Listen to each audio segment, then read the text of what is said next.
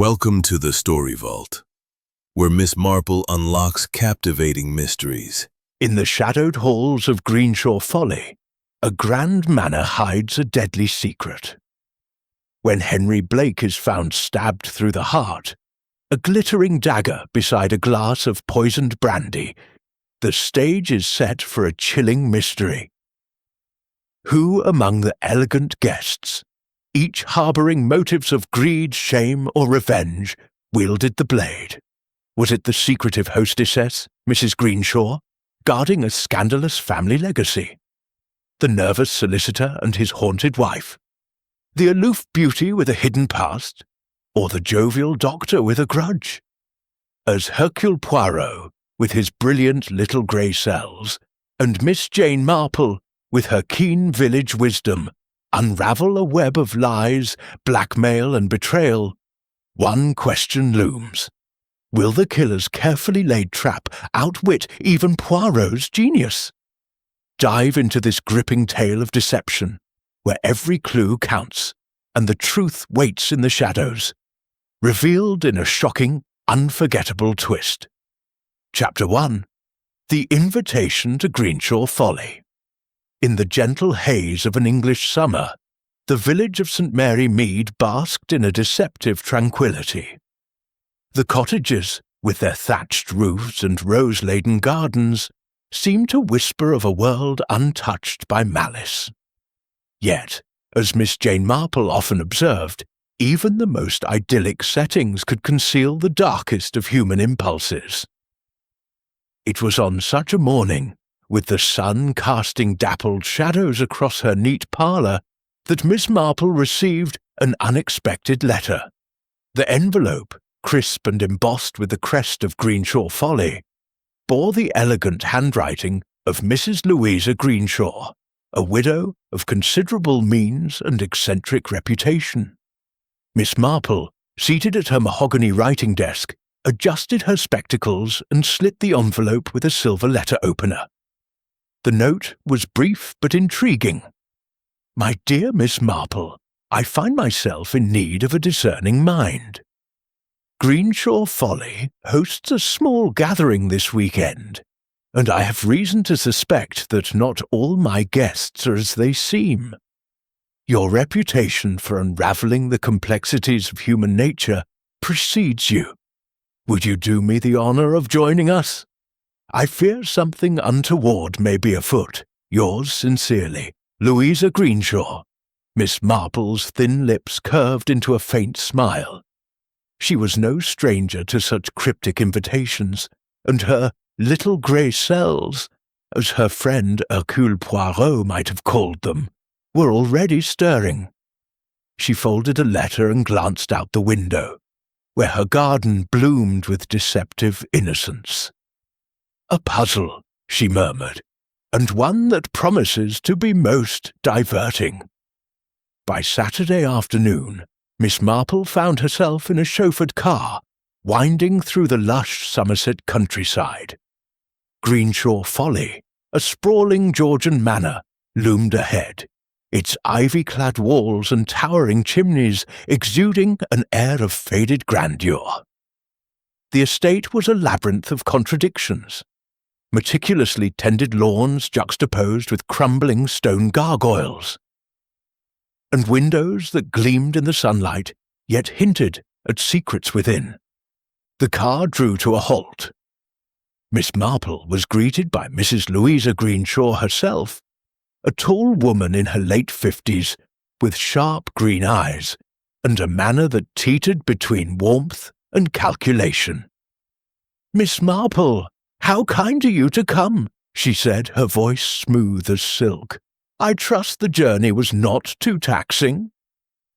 "Not at all, Mrs. Greenshaw," replied Miss Marple, her eyes twinkling behind her spectacles. "I find travel most invigorating when there is a purpose to it." Mrs. Greenshaw led her guest into the grand hall, where the other invitees were already assembled. The air was thick with polite conversation, but Miss Marple's keen gaze noted the undercurrents of tension. The gathering was small, as the letter had promised, but each guest seemed to carry an invisible weight. There was Mr. Reginald Cresswell, a solicitor with a pinched face and a nervous habit of adjusting his cufflinks. His wife, Clara Cresswell, a former actress, radiated a brittle charm, her laughter too loud and her smiles too fleeting. Next was Dr. Arthur Pennington, a retired physician whose jovial demeanour seemed at odds with his darting, watchful eyes. Beside him stood Miss Violet Harrow, a young woman of striking beauty and an aloofness that bordered on disdain. Finally, there was Mr. Henry Blake, a distant cousin of Mrs. Greenshaw, whose jocular manner did little to mask a certain sharpness in his gaze. The introductions were made over tea in the drawing-room, where a fire crackled despite the warmth of the day. Miss Marple, seated in a high-backed chair, sipped her tea and observed. She noted the way Clara Cresswell's hand trembled as she reached for a biscuit, the way Dr. Pennington's smile faltered when Mrs. Greenshaw mentioned an old family dispute, and the way Violet Harrow's eyes lingered on Henry Blake with an intensity that spoke of more than casual acquaintance. Mrs. Greenshaw, ever the gracious hostess, spoke of the weekend's plans: a tour of the estate, a dinner party, and a small treasure hunt she had devised for amusement. "A game of wits," she called it, her eyes glinting with something Miss Marple could not yet decipher. "I do so enjoy watching people reveal themselves." As the conversation drifted to trivialities, Miss Marple's thoughts were elsewhere. She had seen such gatherings before, polite facades masking envy, greed, or fear. Mrs. Greenshaw's letter had hinted at unease, and Miss Marple's intuition told her that the widow's suspicions were not unfounded. She resolved to watch closely, for in the smallest gestures, the turn of a head, the pause in a sentence, lay the threads of truth. Dinner that evening was a formal affair, with candlelight casting long shadows across the dining-room's mahogany table. The conversation was lively, but Miss Marple noted the careful avoidance of certain topics. The Greenshaw family fortune, rumoured to be vast, the recent death of Mrs. Greenshaw's brother, which had left her the sole heir, and the curious absence of the estate's long-time butler, replaced by a temporary staff. As the dessert plates were cleared, Mrs. Greenshaw rose, her expression unreadable. "I propose a toast," she said, raising her glass.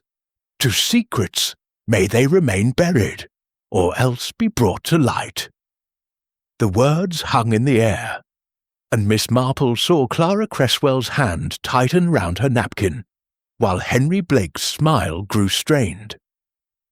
Later, as the guests retired to their rooms, Miss Marple lingered in the library, her fingers tracing the spines of leather-bound books. She had not yet uncovered the source of Mrs. Greenshaw's unease, but she felt the weight of it, like a storm gathering on the horizon. She retired to her room, her mind alert, her knitting needles clicking softly as she pondered the day's observations. In the stillness of the night, Greenshaw Folly seemed to hold its breath. Miss Marple, ever wakeful, knew that the peace would not last. Somewhere in this house, among these polished surfaces and polite smiles, a shadow was stirring, and she, with her unassuming air and razor-sharp mind, would be ready when it struck. Chapter 2. The Shadow Falls. The dawn broke over Greenshaw Folly with a deceptive calm, the morning light filtering through the heavy drapes of the manor's many windows. Miss Jane Marple, already awake and dressed in her usual neat attire, sat by her bedroom window, her knitting needles clicking rhythmically as she surveyed the estate's sprawling gardens. The tranquillity of the scene belied the unease that had settled in her mind the previous evening. Mrs. Greenshaw's cryptic toast, the guarded glances among the guests, and the peculiar absence of the regular butler all pointed to a deeper disquiet. Breakfast was served in the dining room, where the guests gathered with varying degrees of enthusiasm. Mrs. Louisa Greenshaw presided over the table with her customary poise, though Miss Marple noted a faint tension in the set of her shoulders. The conversation was polite but strained, punctuated by the clink of silverware and the occasional forced laugh. Mr. Reginald Cresswell, the solicitor, spoke at length about the weather, while his wife, Clara, picked at her food, her eyes darting toward the door as if expecting an interruption. Dr. Arthur Pennington, jovial as ever, regaled the table with anecdotes of his medical career. But his stories seemed designed to fill the silence rather than entertain. Miss Violet Harrow remained silent, her expression distant, while Mr. Henry Blake made jocular remarks that fell flat. It was just after 9 o'clock when the first sign of trouble emerged. A piercing scream shattered the morning's calm, echoing through the high-ceilinged halls of Greenshaw Folly. The guests froze, their faces registering shock, and Mrs. Greenshaw rose swiftly, her composure slipping for a moment. "That came from the library," she said, her voice sharp, without hesitation. She led the group toward the source of the sound, Miss Marple following at a measured pace, her keen eyes taking in every detail. The library door stood ajar, and inside, sprawled across the Persian rug, lay the lifeless body of Mr. Henry Blake. His face was contorted in a grimace of pain, his eyes staring blankly at the ceiling. A small, ornate dagger protruded from his chest, its handle gleaming in the morning light. Blood had seeped into the rug, forming a dark halo around the body. A young maid, pale and trembling, stood in the corner, her hands pressed to her mouth. "Oh, merciful heavens!" Clara Cresswell gasped, clutching her husband's arm. Reginald Cresswell's face had turned ashen, and he muttered something about calling the police. Dr. Pennington knelt beside the body, his fingers probing for a pulse, though his expression suggested he already knew the outcome. "He's dead," he confirmed, his voice steady but grim. "Stabbed through the heart, I'd wager." Death was likely instantaneous. Miss Violet Harrow stood frozen, her eyes fixed on the dagger. That's one of Mrs. Greenshaw's antiques," she said faintly, pointing to the weapon. "It was displayed on the mantelpiece last night." Mrs. Greenshaw's lips tightened. "Indeed it was," she said, her voice cold. "Someone has taken it upon themselves to misuse my property." Miss Marple, standing quietly near the doorway, observed the scene with her usual unobtrusive air. She noted the position of the body, the angle of the dagger, and the absence of any signs of a struggle. The library's tall windows were closed, and the room bore no obvious traces of disturbance. No overturned furniture, no scattered papers. The only anomaly was a single glass of brandy, half empty, on a side table near the body. She filed this detail away, her mind already turning over the possibilities. The local police were summoned, and within the hour, Inspector Grayson, a sturdy man with a no-nonsense demeanour, arrived with a constable in tow. He surveyed the scene with a practised eye, barking orders to secure the room and questioning the maid, who tearfully recounted discovering the body while dusting. "I came in at 8:30, sir," she said, wringing her hands. "He was just lying there like that. I didn't touch nothing, I swear." Inspector Grayson turned to Mrs. Greenshaw. "I'll need statements from everyone in the house," he said brusquely. "And no one is to leave the premises until we've sorted this out." "Of course, Inspector," Mrs. Greenshaw replied, her tone regaining its polished edge. "My guests and I will cooperate fully." As the police began their inquiries, Miss Marple slipped away to the drawing room, where the guests had gathered in a state of uneasy silence. She took a seat near the fire. Her knitting resumed, though her eyes missed nothing. Clara Cresswell was whispering urgently to her husband, who shook his head repeatedly. Dr. Pennington paced near the window, his joviality replaced by a furrowed brow. Violet Harrow sat alone, her hands clasped tightly in her lap, her face pale but composed. Miss Marple's thoughts were interrupted by the arrival of Captain Arthur Hastings, an old friend and occasional companion of Hercule Poirot, who had been staying in a nearby village.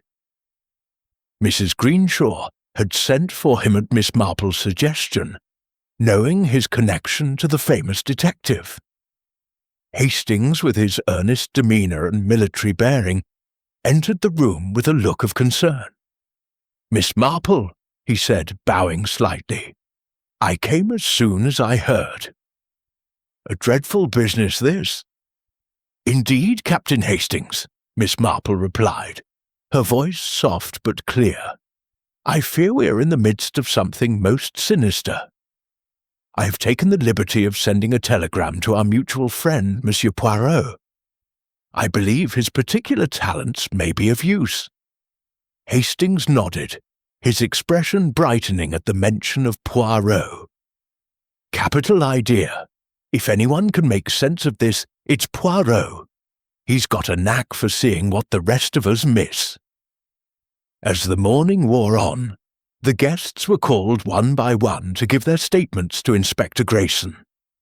Miss Marple, listening from her corner, noted their alibis with care. Clara Cresswell claimed she had been in her room, preparing for the day, from 8 o'clock onward. Reginald Cresswell said he had been in the billiard room, practicing shots alone. Dr. Pennington stated he had taken an early walk in the gardens, returning just before breakfast. Violet Harrow, curiously vague, said she had been about the house, unable to account for her precise whereabouts. Mrs. Greenshaw herself had been in her study, reviewing estate papers, with the temporary butler, Mr. Willis, confirming her presence. Miss Marple's knitting needles paused as she considered these accounts. Each alibi was plausible, yet each left room for doubt. The dagger taken from the mantelpiece suggested premeditation, yet the absence of a struggle hinted at surprise or familiarity. And then there was the brandy glass. Why was it there, and why only half empty? As the police continued their work, Miss Marple felt a familiar stirring in her mind. The pieces of the puzzle were scattered, but they were there, waiting to be assembled. She thought of Poirot, with his meticulous methods and his insistence on the psychology of the crime. He would arrive soon, she was certain, and together they would unravel the truth. For now, she watched and listened, knowing that in the quiet corners of Greenshaw Folly, the shadow of murder was only beginning to reveal itself. Chapter 3. The Arrival of Poirot. The afternoon sun hung low over Greenshaw Folly, casting long shadows across the manicured lawns as a sleek black car rolled up the gravel drive. From it emerged Hercule Poirot, his small, immaculate figure a study in precision, polished, shoes, perfectly tailored suit, and a moustache so meticulously groomed it seemed to defy the Somerset breeze. Captain Hastings, who had been pacing the terrace, hurried to greet him, his face a mixture of relief and agitation. "Poirot, old chap!" Hastings exclaimed, shaking his friend's hand. "You've no idea how glad I am to see you. It's a ghastly business. Murder, right here in the library." Poirot's green eyes gleamed with interest as he adjusted his hat.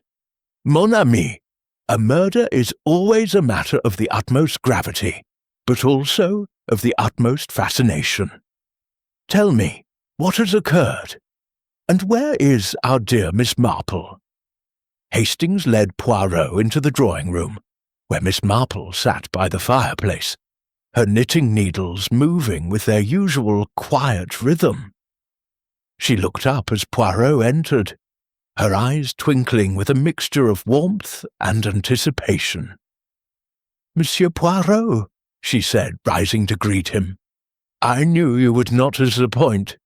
We have a puzzle here that requires your particular genius." Poirot bowed, his expression one of polite pride. "Mademoiselle Marple, your confidence in the little grey cells of Hercule Poirot is most gratifying. Now, let us proceed with order and method.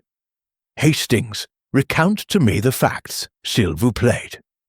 Hastings, eager to be of use, launched into a detailed account of the morning's events, the discovery of Henry Blake's body, the dagger from the mantelpiece, the brandy glass, and the alibis of the guests.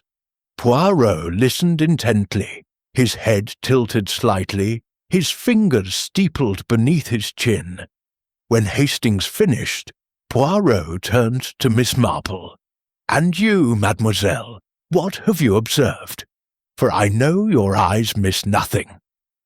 Miss Marple smiled faintly. "I have observed, Monsieur Poirot, that Greenshaw Folly is a house of secrets.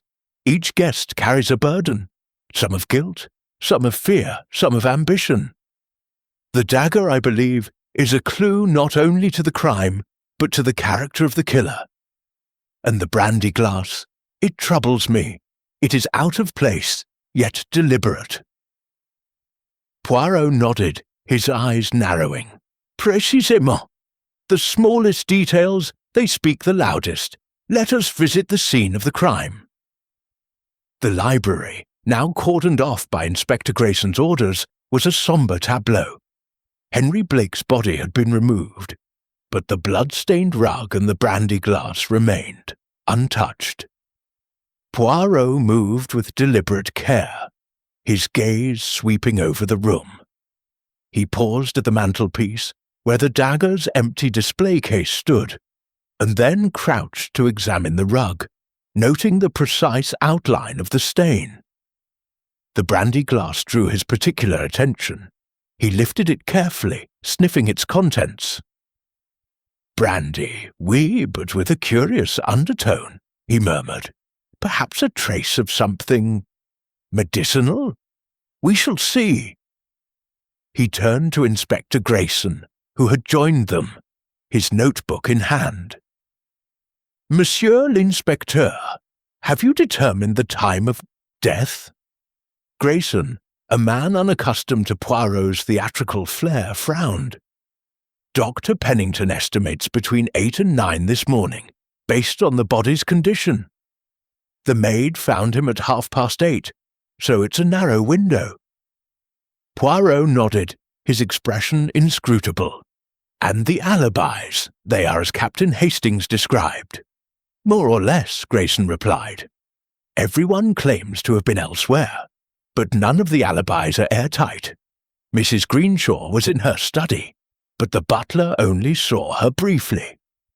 The Cresswells were in their respective rooms, or so they say. Dr. Pennington was in the garden, and Miss Harrow was vague. We're checking the staff now, but it's a small household, and the temporary butler, Willis, is new." Poirot's eyes gleamed. "A temporary butler, you say? Most interesting. I should like to speak with him, and with the others. But first, let us gather the household. I wish to observe them, to see how they behave under the weight of suspicion. The guests were summoned to the drawing-room, where Poirot stood before the fireplace, his small stature somehow commanding the space. Mrs. Greenshaw, regal but pale, took her place at the head of the room. Clara Cresswell clung to her husband's arm, her eyes red-rimmed. Reginald Cresswell's nervous tic with his cufflinks was more pronounced than ever. Dr. Pennington attempted a smile, but it faltered under Poirot's scrutiny. Violet Harrow sat apart, her beauty marred by a tightness in her jaw. "Mesdames et messieurs," Poirot began, his voice calm but resonant, "a tragedy has occurred in this house. Monsieur Henry Blake has been taken from us, not by accident, but by the hand of another. I, Hercule Poirot, have been called to uncover the truth. Each of you, I am certain, has something to contribute to this inquiry, whether you know it or not."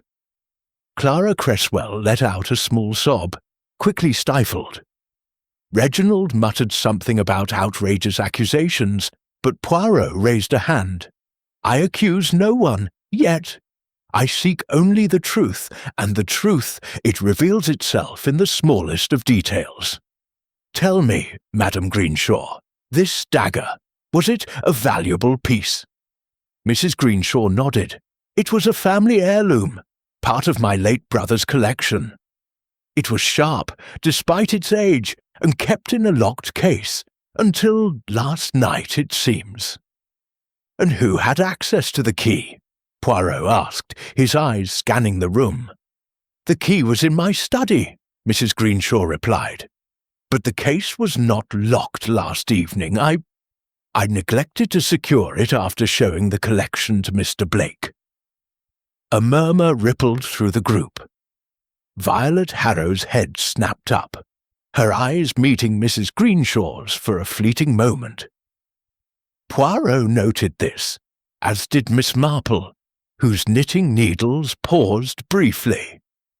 "And the brandy glass," Poirot continued. "Does anyone know why it was in the library? Monsieur Blake, was he a drinker of brandy?" Dr. Pennington cleared his throat. "Henry enjoyed a nightcap, yes. I saw him with a glass last night after dinner. He said he was going to the library to read." "Alone?" Poirot asked, his tone deceptively mild. Dr. Pennington hesitated. "I believe so. I retired shortly after."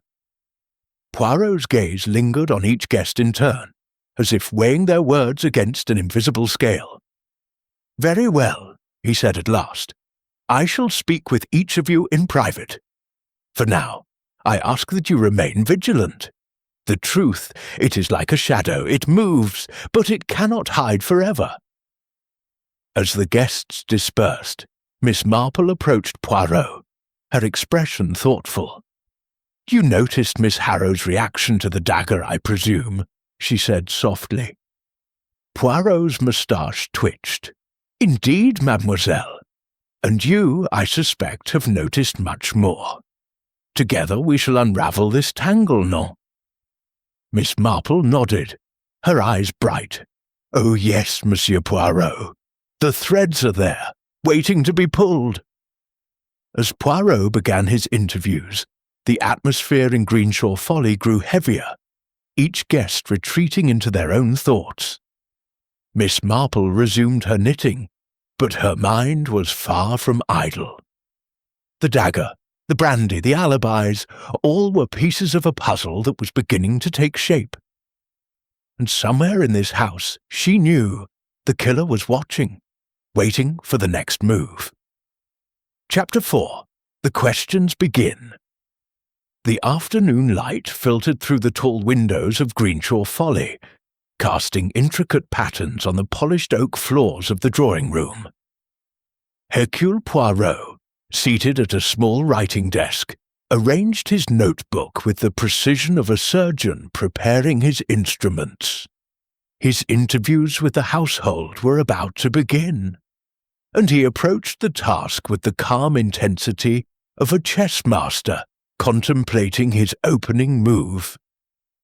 Miss Jane Marple, seated unobtrusively in a corner with her knitting, observed the proceedings with keen interest, her mild demeanour masking the sharpness of her mind. Poirot had requested to speak with each guest individually, and Inspector Grayson, though initially sceptical of the little Belgian's methods, had agreed to let him proceed.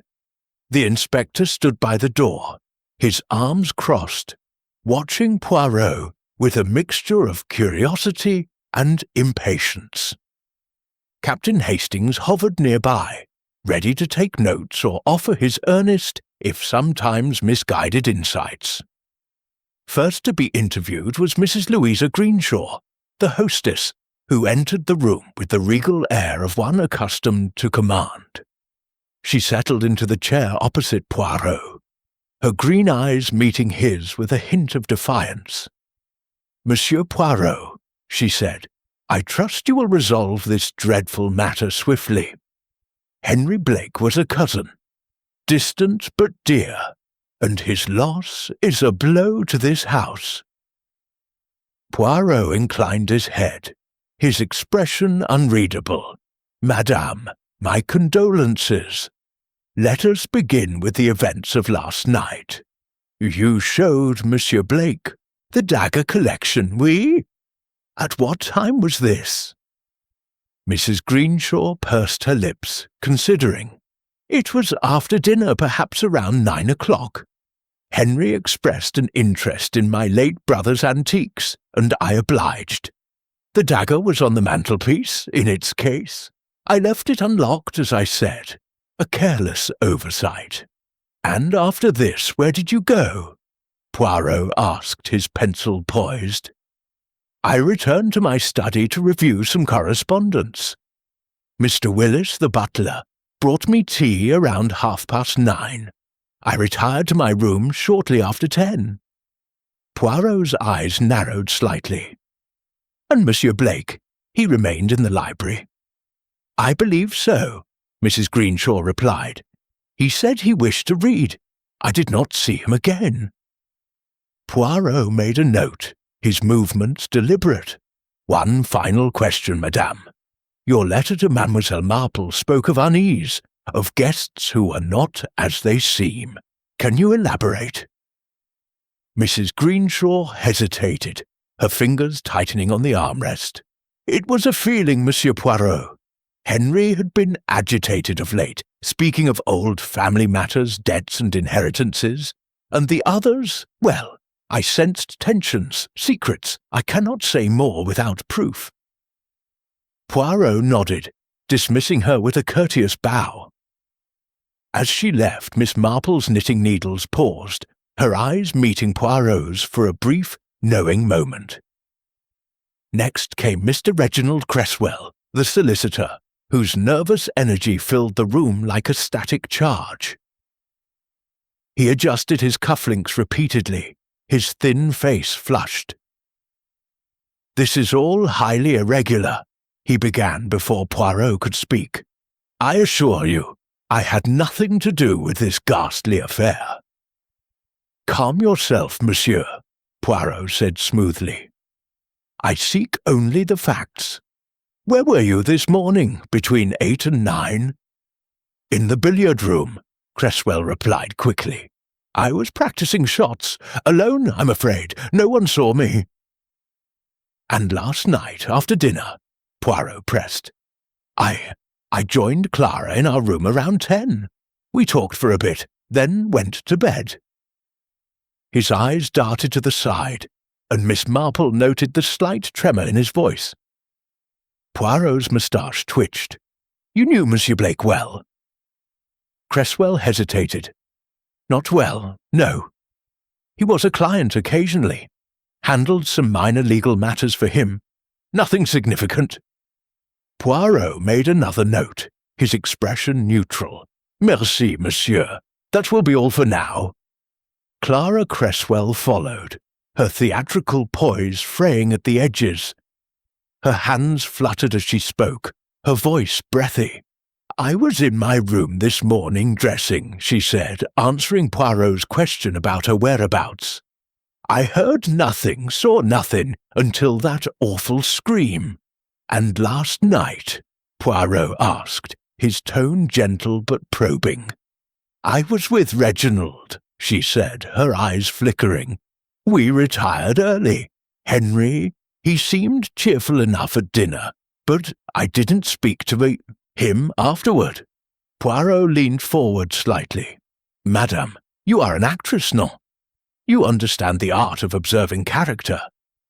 Did anything strike you as unusual about Monsieur Blake or the other guests?" Clara's smile was brittle. "People are always playing parts, Monsieur Poirot. Henry was charming, but there was a hardness to him, a calculation. And Violet, Miss Harrow, she watched him too closely, if you ask me." Poirot's eyes gleamed. "Most interesting. Merci, madame." Dr. Arthur Pennington was next, his joviality tempered by the gravity of the situation. He sat heavily, his hands clasped over his ample stomach. "I was in the garden this morning," he said, confirming his alibi. "I enjoy an early walk. Good for the constitution. Returned just before breakfast." "And last night you saw Monsieur Blake with a brandy glass?" Poirot asked. "Yes, in the drawing-room," Pennington replied. "He said he was heading to the library. I didn't think much of it." Poirot's pencil tapped lightly against his notebook. "You are a doctor, monsieur. The dagger wound. Did it strike you as unusual?" Pennington frowned. "Clean and precise, through the heart. Whoever did it knew what they were about, or got lucky." Poirot dismissed him with a nod, turning finally to Miss Violet Harrow. The young woman entered with a grace that belied her evident tension, her dark eyes wary. "I was in the house this morning," she said, her voice low. "I don't recall exactly where, perhaps the conservatory." Poirot raised an eyebrow. "A vague answer, mademoiselle. And last night, I went to my room after dinner," she said, her gaze steady but guarded. "I read for a while, then slept." "You knew Monsieur Blake well?" Poirot asked, his tone deceptively casual. Violet's lips parted, then closed. "We were acquaintances," she said finally. "He was charming in his way." Poirot smiled faintly. "Charm, mademoiselle, can be a most dangerous weapon. Merci." As Violet left, Poirot turned to Miss Marple, who had remained silent throughout. "Your thoughts, mademoiselle?" Miss Marple set down her knitting. "They're all hiding something, Monsieur Poirot. Mrs. Greenshaw fears betrayal. Mr. Cresswell is nervous beyond reason. Mrs. Cresswell knows more than she says. Dr. Pennington is too eager to please. And Miss Harrow." Her eyes betray a deeper connection to Mr. Blake. Poirot nodded, his expression thoughtful. "Oui, the threads are there, but they are tangled. The brandy glass, the dagger, the alibis, they all point to a truth that is not yet clear. We must dig deeper, mademoiselle." As the interviews concluded, the house seemed to grow quieter, the weight of suspicion settling over its inhabitants. Poirot and Miss Marple exchanged a glance, each recognizing in the other a kindred spirit in the pursuit of truth. The questions had begun, but the answers, Poirot knew, would require patience, observation, and the relentless logic of his little grey cells. Chapter 5. The Red Herrings. The atmosphere in Greenshaw Folly had grown taut as a drawn bowstring by late afternoon.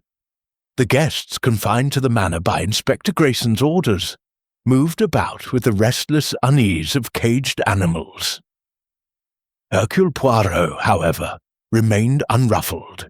his small figure a beacon of calm amid the gathering storm. He sat in the library, now cleared of its grim contents, reviewing his notes with meticulous care, while Miss Jane Marple occupied her usual corner, her knitting needles clicking softly, her eyes missing nothing. Captain Hastings, ever eager to assist, burst into the room, his face flushed with excitement. "Poirot!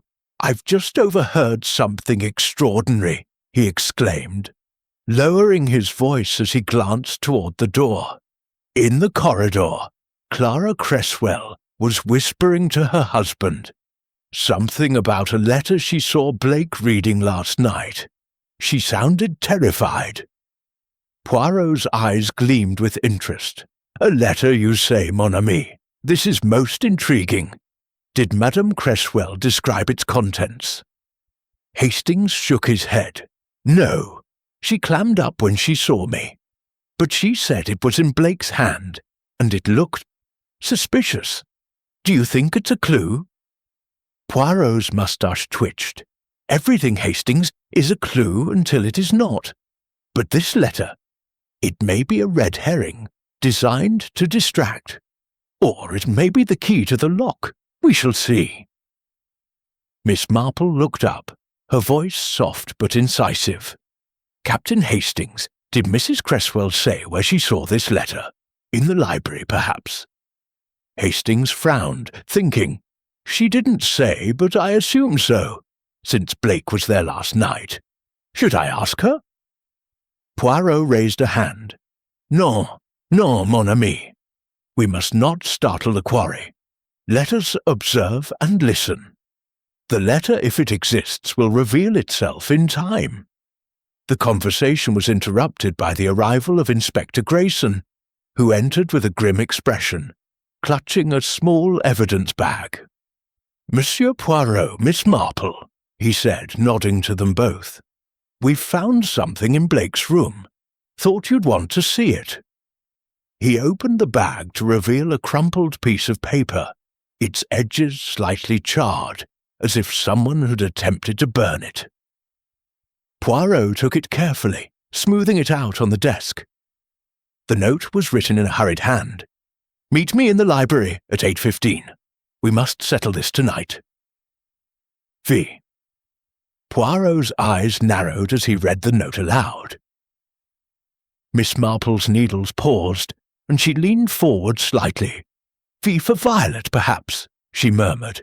Miss Harrow was evasive about her movements this morning. Grayson nodded. "My thoughts exactly. I've brought her in for questioning again. She's waiting in the study." Poirot exchanged a glance with Miss Marple. "Let us join you, Inspector. But I caution you, do not assume the obvious. The red herring. It is a favourite trick of the guilty." In the study, Violet Harrow sat rigidly, her hands clasped tightly in her lap. Her beauty was undimmed, but her eyes held a flicker of fear, as Poirot, Miss Marple, Grayson, and Hastings entered. Grayson held up the note. "Miss Harrow, care to explain this?" Violet's gaze flickered to the paper, and for a moment her composure faltered. I don't know what that is," she said, her voice barely above a whisper. Poirot stepped forward, his tone gentle but probing. "Mademoiselle, the initial V suggests you wrote this note to Monsieur Blake, requesting a meeting in the library at the very time he was killed. You told us you were about the house this morning. Perhaps you can be more precise?" Violet's lips trembled, but she straightened, meeting Poirot's gaze. "I didn't write that note," she said firmly. "Yes, I knew Henry, better than I admitted. We had a history, years ago, but I didn't meet him last night, and I certainly didn't kill him." "Then why the secrecy, mademoiselle?" Poirot pressed, his eyes never leaving hers. "What is it you fear to reveal?" Violet hesitated, her fingers twisting together. "Henry was pressing me to rekindle something that ended long ago. I refused. Last night, after dinner, he asked me to meet him in the library. I told him no and went to my room. That's the truth." Grayson frowned, unconvinced. "The note suggests otherwise, and your alibi is shaky at best." Miss Marple spoke up, her voice mild but incisive. "Miss Harrow, when you saw Mr. Blake last night, was he carrying anything, a letter perhaps, or papers?" Violet shook her head. "Not that I noticed. He was holding a brandy glass, that's all." Poirot's moustache twitched. "Merci, mademoiselle. You may go, for now." As Violet left, Grayson turned to Poirot, exasperated. "She's hiding something. I'd stake my badge on it. That note points straight to her." Poirot raised a finger. "No, Inspector. The note is too convenient, too direct. A true criminal does not leave such obvious traces. We must look beyond the surface." Miss Marple nodded, her eyes bright. "I agree, Monsieur Poirot. The note feels like a distraction, meant to cast suspicion on Miss Harrow." "But the brandy glass. She mentioned it again, and so did Dr. Pennington. It is a constant in their stories." Poirot's eyes gleamed. "Précisément, mademoiselle. The glass, it is not a red herring but a beacon. I have asked for it to be analysed. There may be more to it than brandy." As Grayson left to oversee the evidence collection, Poirot turned to Miss Marple and Hastings. "The note is a plant, I am certain, but by whom, and why? We must consider the motives. Monsieur Blake, he was a man with enemies, no? A cousin to Madame Greenshaw, perhaps with a claim to her fortune, or a man with secrets that others wished to keep buried." Hastings rubbed his chin. Mrs. Greenshaw mentioned debts and family disputes. Could Blake have been blackmailing someone? Miss Marple's needles resumed their rhythm. Or perhaps he was the one being blackmailed. People will do desperate things to protect their secrets, Captain Hastings. Poirot nodded, his expression thoughtful. "We must reconstruct the events of last night. Who was where, and when? The alibis, they are like a tapestry. Each thread must be examined for flaws." As the trio discussed their next steps, the house seemed to close in around them, its grand rooms and shadowed corners holding secrets yet to be uncovered. The note, the dagger, the brandy glass, all were pieces of a puzzle that Poirot and Miss Marple were determined to solve. But the killer, they knew, was watching, laying traps to mislead and confound. The red herrings were multiplying, but Poirot's little grey cells were already at work, sifting truth from deception. Chapter 6. A Clue in Detail. The evening shadows lengthened across Greenshaw Folly, cloaking the manor in a sombre hush. The guests, confined to the house by Inspector Grayson's orders, moved with the strained courtesy of those under suspicion. Hercule Poirot, however, was undeterred by the oppressive atmosphere. He sat in the drawing-room, his small hands folded neatly, his eyes bright with the quiet intensity of a predator stalking its prey. Miss Jane Marple, knitting in her corner, appeared as serene as ever, though her sharp gaze missed nothing. Captain Hastings paced restlessly, his eagerness to act tempered by Poirot's insistence on patience. Poirot had requested a private meeting with the temporary butler, Mr. Willis, whose arrival at Greenshaw Folly coincided suspiciously with the murder. The man entered the room, a wiry figure in his 40s with a deferential manner that seemed almost too polished. His dark eyes flickered nervously as he stood before Poirot, who regarded him with a deceptively mild smile. "Monsieur Willis," Poirot began, his voice smooth as velvet. "You are new to this household, oui? Tell me, how did you come to be employed here?" Willis clasped his hands behind his back, his posture rigid. "I was hired through an agency, sir, just 3 days ago. The regular butler, Mr. Thompson, took ill suddenly, and Mrs. Greenshaw needed a replacement for the weekend." Poirot's moustache twitched. "Most convenient, this illness. And last night you served tea to Madame Greenshaw in her study at 9:30, no?" "Yes, sir," Willis replied. "I brought the tray, stayed a moment to ensure she had all she needed, then returned to the kitchen." "And you saw no one else? Monsieur Blake, perhaps, on his way to the library?" Poirot's tone was casual, but his eyes were sharp. Willis hesitated, a faint flush creeping up his neck. I may have seen Mr. Blake in the hall, sir, around 9. He was carrying a glass of brandy, heading towards the library. Didn't speak to him." Poirot made a note in his little black book, his movements deliberate. "Merci, Monsieur Willis. You have been most helpful." As Willis left, Miss Marple spoke softly. "He was nervous, Monsieur Poirot. Not merely the anxiety of a servant questioned by a detective, but something deeper. Did you notice how his eyes avoided yours when he spoke of Mr. Blake?" Poirot nodded. "Oui, mademoiselle. The man knows more than he says. But it is another detail that intrigues me, the time." Hastings, who had been listening intently, frowned. "The time? What do you mean, Poirot?"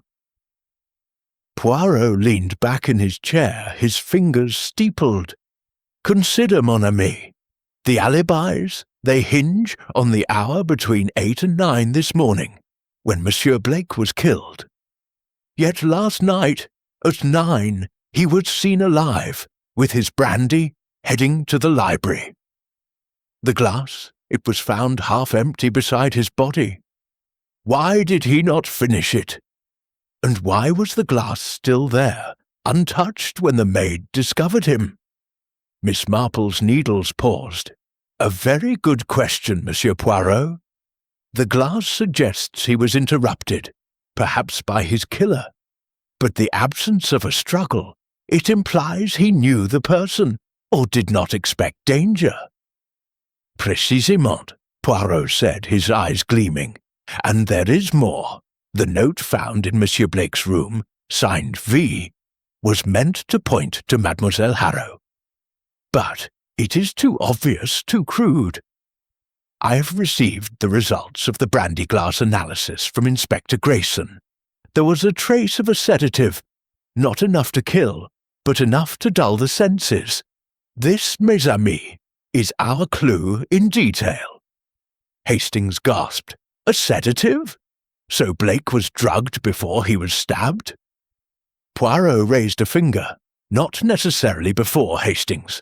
The sedative, it could have been administered to ensure he did not resist, or to mask the true time of death. We must reconstruct the sequence of events with precision." Miss Marple tilted her head, her expression thoughtful. "The sedative suggests planning, Monsieur Poirot. Someone who knew Mr. Blake's habits, who knew he would take a brandy to the library. And the dagger, taken from the mantelpiece, an act of opportunity or calculation." Poirot nodded. "You see to the heart of it, mademoiselle. Let us examine the library once more. There is something we have overlooked." The trio returned to the library, now eerily silent without the bustle of police activity. Poirot moved with purpose, his eyes scanning the room. He paused at the side table where the brandy glass had been found, then crouched to examine the floor beneath it. His fingers brushed the rug and he let out a small exclamation. "Regardez!" he said, holding up a tiny glinting object, a pearl earring, its delicate design catching the light. Miss Marple leaned forward, her eyes narrowing. "That belongs to Mrs. Cresswell. I noticed she wore a pair like it at dinner last night, but this morning she had only one." Hastings's eyes widened. "Good Lord, Poirot, does this mean Clara Cresswell was in the library when Blake was killed?" Poirot's smile was enigmatic. "It means, mon ami, that the earring was here. Whether it fell during a struggle, a visit, or was placed deliberately, we cannot yet say. But it is a thread in our tapestry, and we shall follow it." As they left the library, Poirot's mind was racing. The sedative, the earring, the note, they were pieces of a puzzle, each pointing to a different suspect, yet none fitting perfectly. He glanced at Miss Marple, whose serene expression belied the sharpness of her observations. "Mademoiselle, you have seen such things before, in your village, no? The small details that betray the heart." Miss Marple nodded, her voice soft but firm. "Oh yes, Monsieur Poirot. In St. Mary Mead, I have learned that people are much the same, whether in a cottage or a manor. They lie to protect themselves, but the truth always leaves a trace." Poirot's eyes twinkled. "Then let us seek those traces, mademoiselle. The killer, they think themselves clever, but they have not reckoned with the combined forces of Hercule Poirot and Jane Marple." As night fell over Greenshaw Folly, the house seemed to hold its breath, its grand halls and shadowed corners concealing the truth. The earring, the sedative, the note, all were clues, but Poirot knew the real key lay in the psychology of the crime. Someone in this house had planned a murder, and they had left a trail, however faint. With Miss Marple at his side, he was determined to follow it to its end. Chapter 7. More Lies Surface. The morning following the discovery of the pearl earring brought a fresh layer of tension to Greenshaw Folly. The guests, aware of the intensifying scrutiny, moved about the manor with guarded expressions, their conversations clipped and cautious. Hercule Poirot, ever the picture of composure, sat in the morning room, sipping a tisane and reviewing his notes with the precision of a watchmaker. Miss Jane Marple, knitting quietly by the window, observed the subtle shifts in the household's dynamics, her mild demeanour belying the sharpness of her perceptions. Captain Hastings, restless as always, hovered nearby, eager for action. Poirot had requested a second round of interviews, this time focusing on the relationships and motives that bound the guests to Henry Blake. The pearl earring, now in Inspector Grayson's evidence bag, had cast a shadow over Clara Cresswell, and Poirot was determined to unravel the threads of deception that were beginning to surface. The first to be summoned was Clara Cresswell, whose theatrical poise had all but crumbled. She entered the room, her face pale, her hands twisting a lace handkerchief. Poirot greeted her with a courteous nod, his green eyes piercing. "Madame Cresswell," he began, "we have found an earring in the library, one that matches those you wore at dinner. Can you explain how it came to be there?" Clara's eyes widened, and she clutched her handkerchief tighter. I must have lost it earlier in the evening," she stammered. "I was in the library before dinner, looking for a book. It could have fallen then." Poirot's moustache twitched. "Before dinner, you say? Yet you did not mention visiting the library when we spoke yesterday. Why this omission, madame?" Clara's gaze darted to the floor. "I forgot," she said weakly. It was a brief visit, nothing important." Miss Marple spoke up, her voice gentle but incisive. "Mrs. Cresswell, you mentioned yesterday that you saw Mr. Blake with a letter. Was this in the library during this brief visit?" Clara hesitated, her lips trembling. "Yes," she admitted at last. "I saw him reading something, a letter or a note, but I didn't see what it said. He seemed agitated. I left quickly." Poirot leaned forward, his tone deceptively mild. "And you did not think to mention this until now?" "Madame, the truth, it is like a delicate flower. It wilts when hidden too long." Clara's eyes filled with tears. "I was afraid," she whispered. "Henry, he knew things about me, about my past, things I didn't want Reginald to know. He was hinting at them at dinner with that sly smile of his. I thought he might be planning to use it against me." Poirot's eyes gleamed. "Blackmail, perhaps?" "What secrets, madame, could Monsieur Blake have held over you?" Clara shook her head, her voice breaking. "I won't say more. I didn't kill him, I swear it." Poirot dismissed her with a nod, but his expression was thoughtful as she left. "A secret from her past," he murmured to Miss Marple.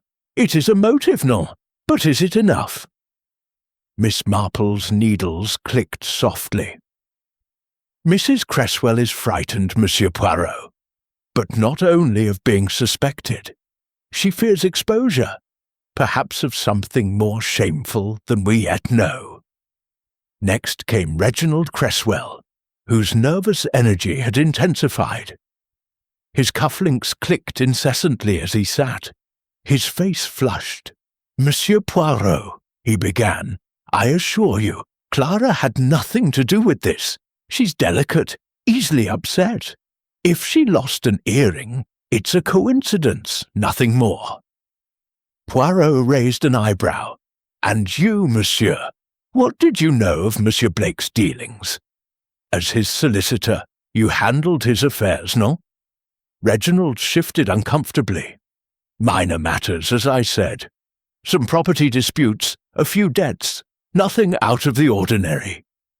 "But perhaps," Poirot said, his voice soft but probing, "there were debts that were not so ordinary.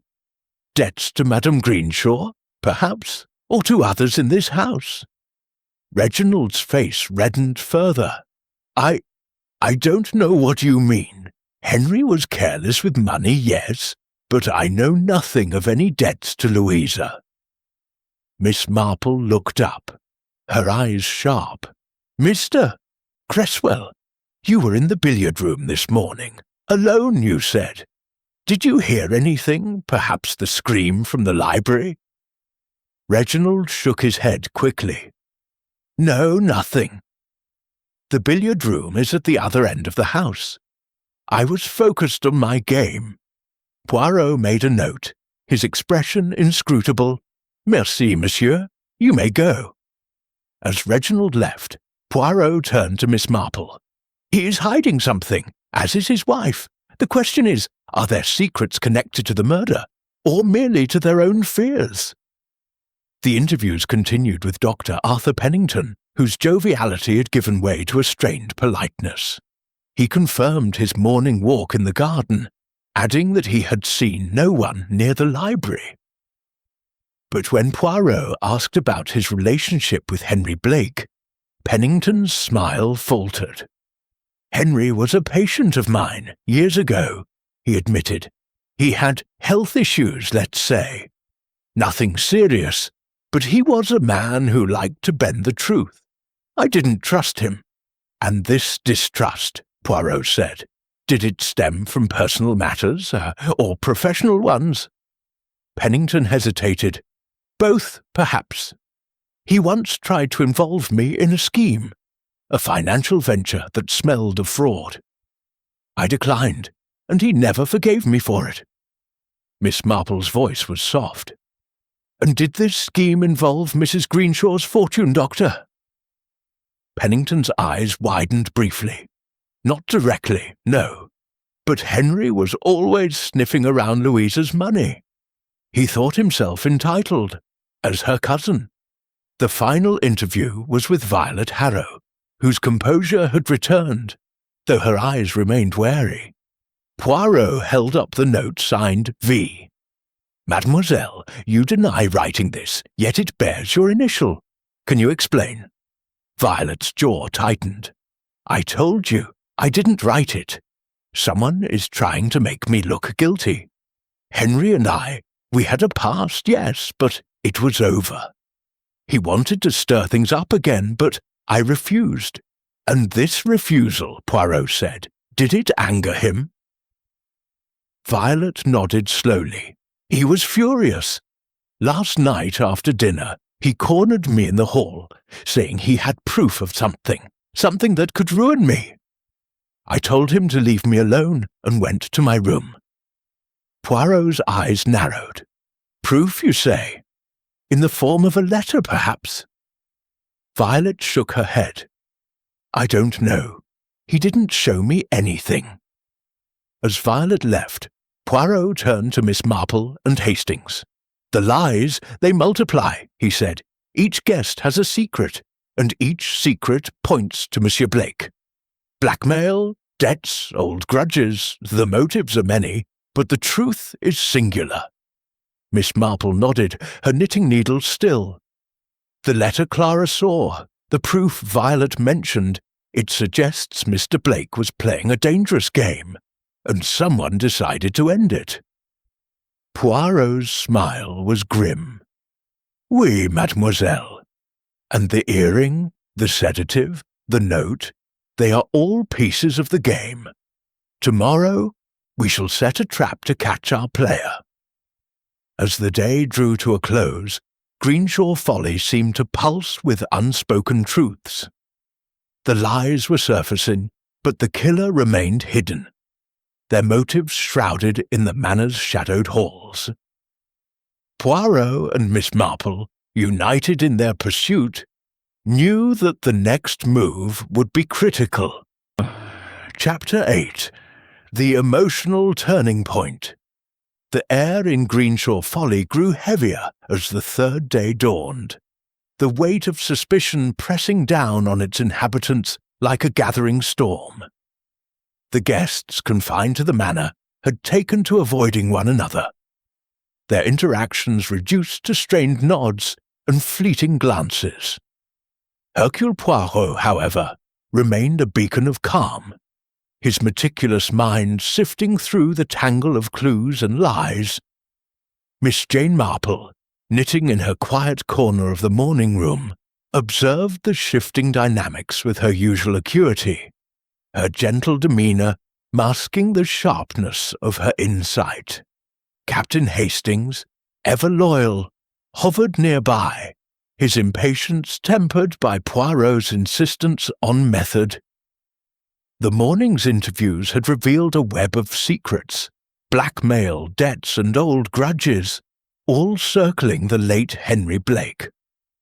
The pearl earring, the sedative-laced brandy, and the mysterious note signed V had deepened the mystery, but Poirot sensed the case was nearing a turning point. He had requested a gathering of the household after lunch, intending to apply psychological pressure to coax the truth from the shadows. As the guests assembled in the drawing-room, the atmosphere was thick with unease. Mrs. Louisa Greenshaw stood by the fireplace, her regal composure fraying at the edges. Clara Cresswell clutched her husband's arm, her eyes red-rimmed from sleeplessness. Reginald Cresswell's nervous tic with his cufflinks was more pronounced than ever. Dr. Arthur Pennington attempted a jovial smile, but it faltered under the weight of scrutiny. Violet Harrow sat apart, her beauty marred by a taut expression, her hands clasped tightly in her lap. Poirot stood before the group, his small stature commanding the room. "Mesdames et messieurs," he began, his voice steady and resonant, "we are gathered to discuss the tragic death of Monsieur Henry Blake. Each of you has shared your story, but the truth, it remains elusive. I believe, however, that one among you knows more than they have admitted. Today, we shall uncover that truth. A murmur of unease rippled through the room. Clara Cresswell let out a small gasp, quickly stifled. Poirot's eyes swept over the group, lingering on each face. Let us consider the facts. Monsieur Blake was stabbed with a dagger from Madame Greenshaw's collection in the library between 8 and 9 in the morning. A glass of brandy, laced with a sedative, was found beside him. A note, signed Vu, suggested a meeting at 8:15, and a pearl earring belonging to Madame Cresswell was found beneath the table. Clara's hand flew to her ear, her face paling. "I told you! I lost it earlier. I wasn't there when Henry was killed." Poirot raised a hand, his tone soothing but firm. "Calm yourself, madame. I do not accuse you yet. But let us explore another detail. Monsieur Blake, he was a man with enemies, non? A man who held secrets, who perhaps used them to his advantage. Madame Greenshaw, you spoke of his agitation, of family disputes. Can you tell us more?" Mrs. Greenshaw's lips tightened, her green eyes flashing. "Henry was troublesome," she said at last. "He believed he had a claim to my brother's estate, a claim I disputed. He had debts, many of them, and he came to me recently, asking for money. I refused."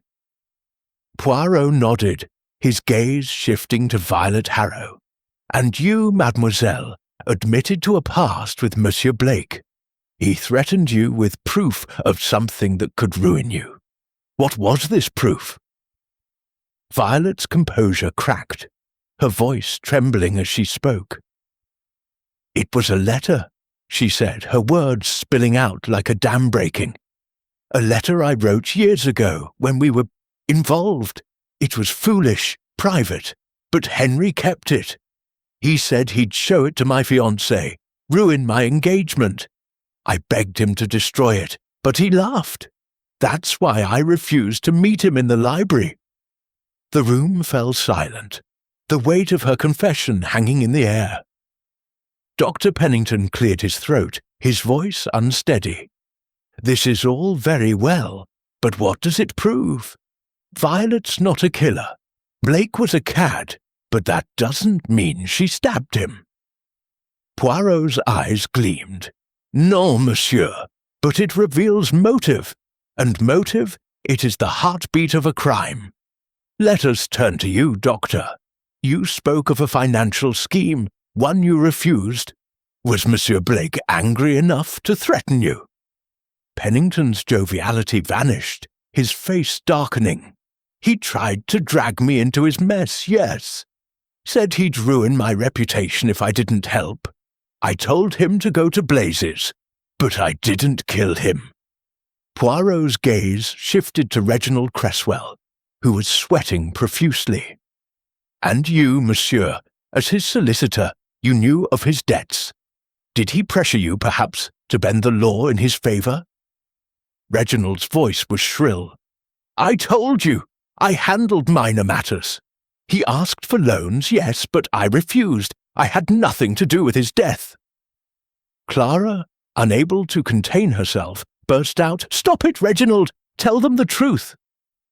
Her voice broke, tears streaming down her face. "Henry was blackmailing us both. He knew about my past before I met you. An affair, years ago, when I was on the stage. He had letters, photographs. He said he'd tell everyone unless we paid him. We couldn't afford it, but we didn't kill him."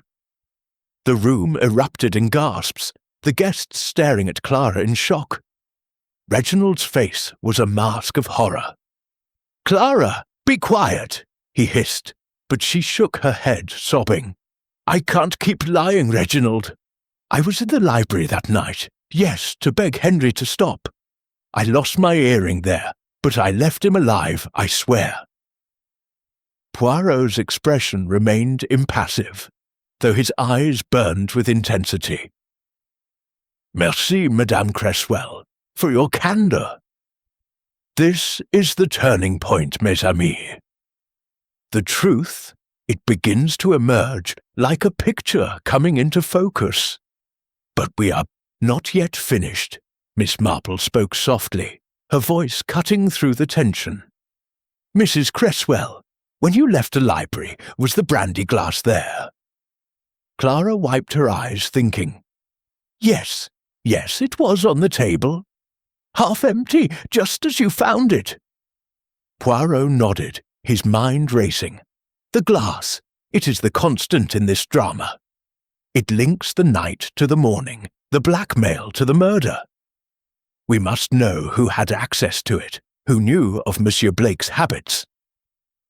As the guests were dismissed, their faces etched with fear and relief, Poirot turned to Miss Marple and Hastings. "The confessions, they are progress, but they are also a distraction. The killer, they use these secrets to obscure their own guilt. We must look to the details, the sedative, the earring, the note, and see where they converge." Miss Marple's needles resumed their rhythm. "The sedative is key, Monsieur Poirot. Only someone with knowledge and access could have administered it. Dr. Pennington, perhaps, with his medical background, or someone else, more cunning." Poirot's smile was grim. "Oui, mademoiselle, the net tightens, but the fish is clever. Tomorrow we shall set our trap." As the guests retreated to their rooms, Greenshaw Folly seemed to pulse with the weight of revealed secrets. Clara's confession had shaken the household, but Poirot and Miss Marple knew the true killer was still hiding, their motives buried in the web of lies. The emotional turning point had arrived, but the final truth remained just out of reach. Chapter 9. The Trap, the fourth day at Greenshaw Folly, dawned with a heavy mist cloaking the estate, as if the manor itself were holding its breath. The revelations of the previous day, Clara Cresswell's confession of blackmail, and her presence in the library, had sent ripples of unease through the household.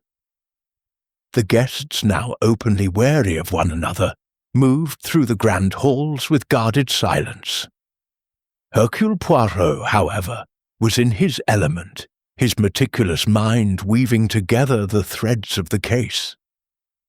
Miss Jane Marple, knitting in her quiet corner of the drawing-room, observed the subtle shifts in behaviour, her sharp eyes noting every glance and gesture.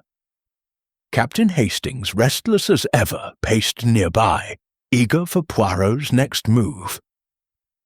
Poirot had decided the time had come to set a trap, a psychological gambit to flush out the killer.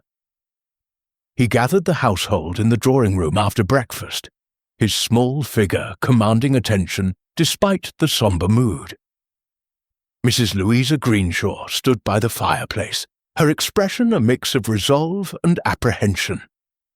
Clara Cresswell, pale and subdued, clung to her husband's arm. Reginald Cresswell's nervous tick with his cufflinks was relentless. Dr. Arthur Pennington's joviality had vanished, replaced by a grim watchfulness. Violet Harrow sat apart, her beauty taut with tension, her eyes darting to the door.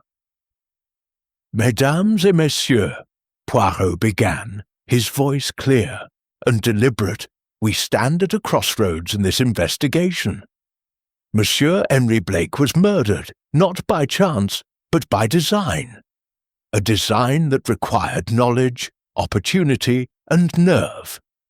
The clues, the dagger, the sedative-laced brandy, the pearl earring, the note signed V, point to a truth that is within our grasp. Today, I propose an experiment to bring that truth to light." A murmur of unease passed through the room. Inspector Grayson, standing by the door, raised an eyebrow, but said nothing. Poirot continued, his eyes sweeping over the group. Tonight, after dinner, we shall recreate the events of the night Monsieur Blake died. Each of you will take your place as you were that evening. Madame Greenshaw in her study, Monsieur and Madame Cresswell in their room, Dr. Pennington retiring early, Mademoiselle Harrow in her quarters, and so forth. I shall observe, and perhaps the killer will reveal themselves through a slip, a gesture, a contradiction. Clara Cresswell gasped, her hand tightening on Reginald's arm. This is absurd. You're treating us like actors in some dreadful play. Poirot's smile was enigmatic.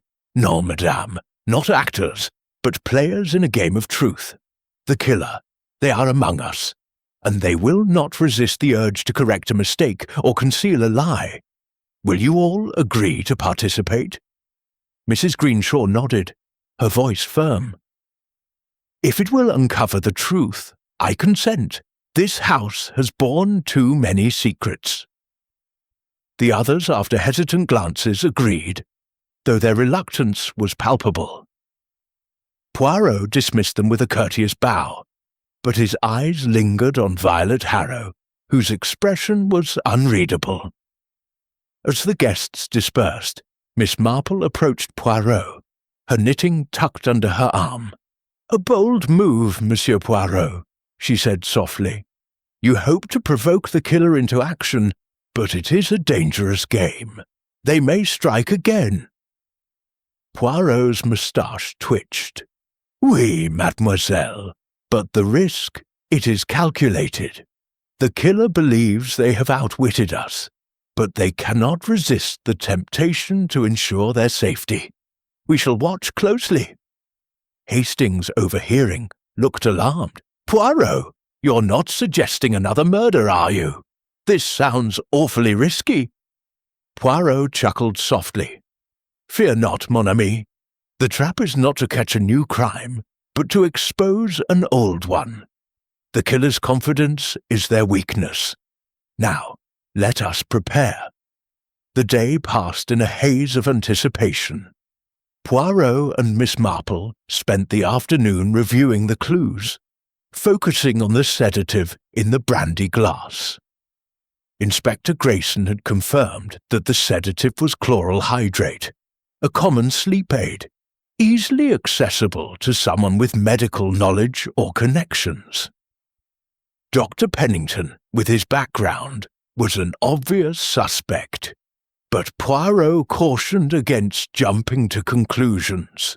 "The obvious, Hastings, is often the deceptive," he said, his eyes gleaming.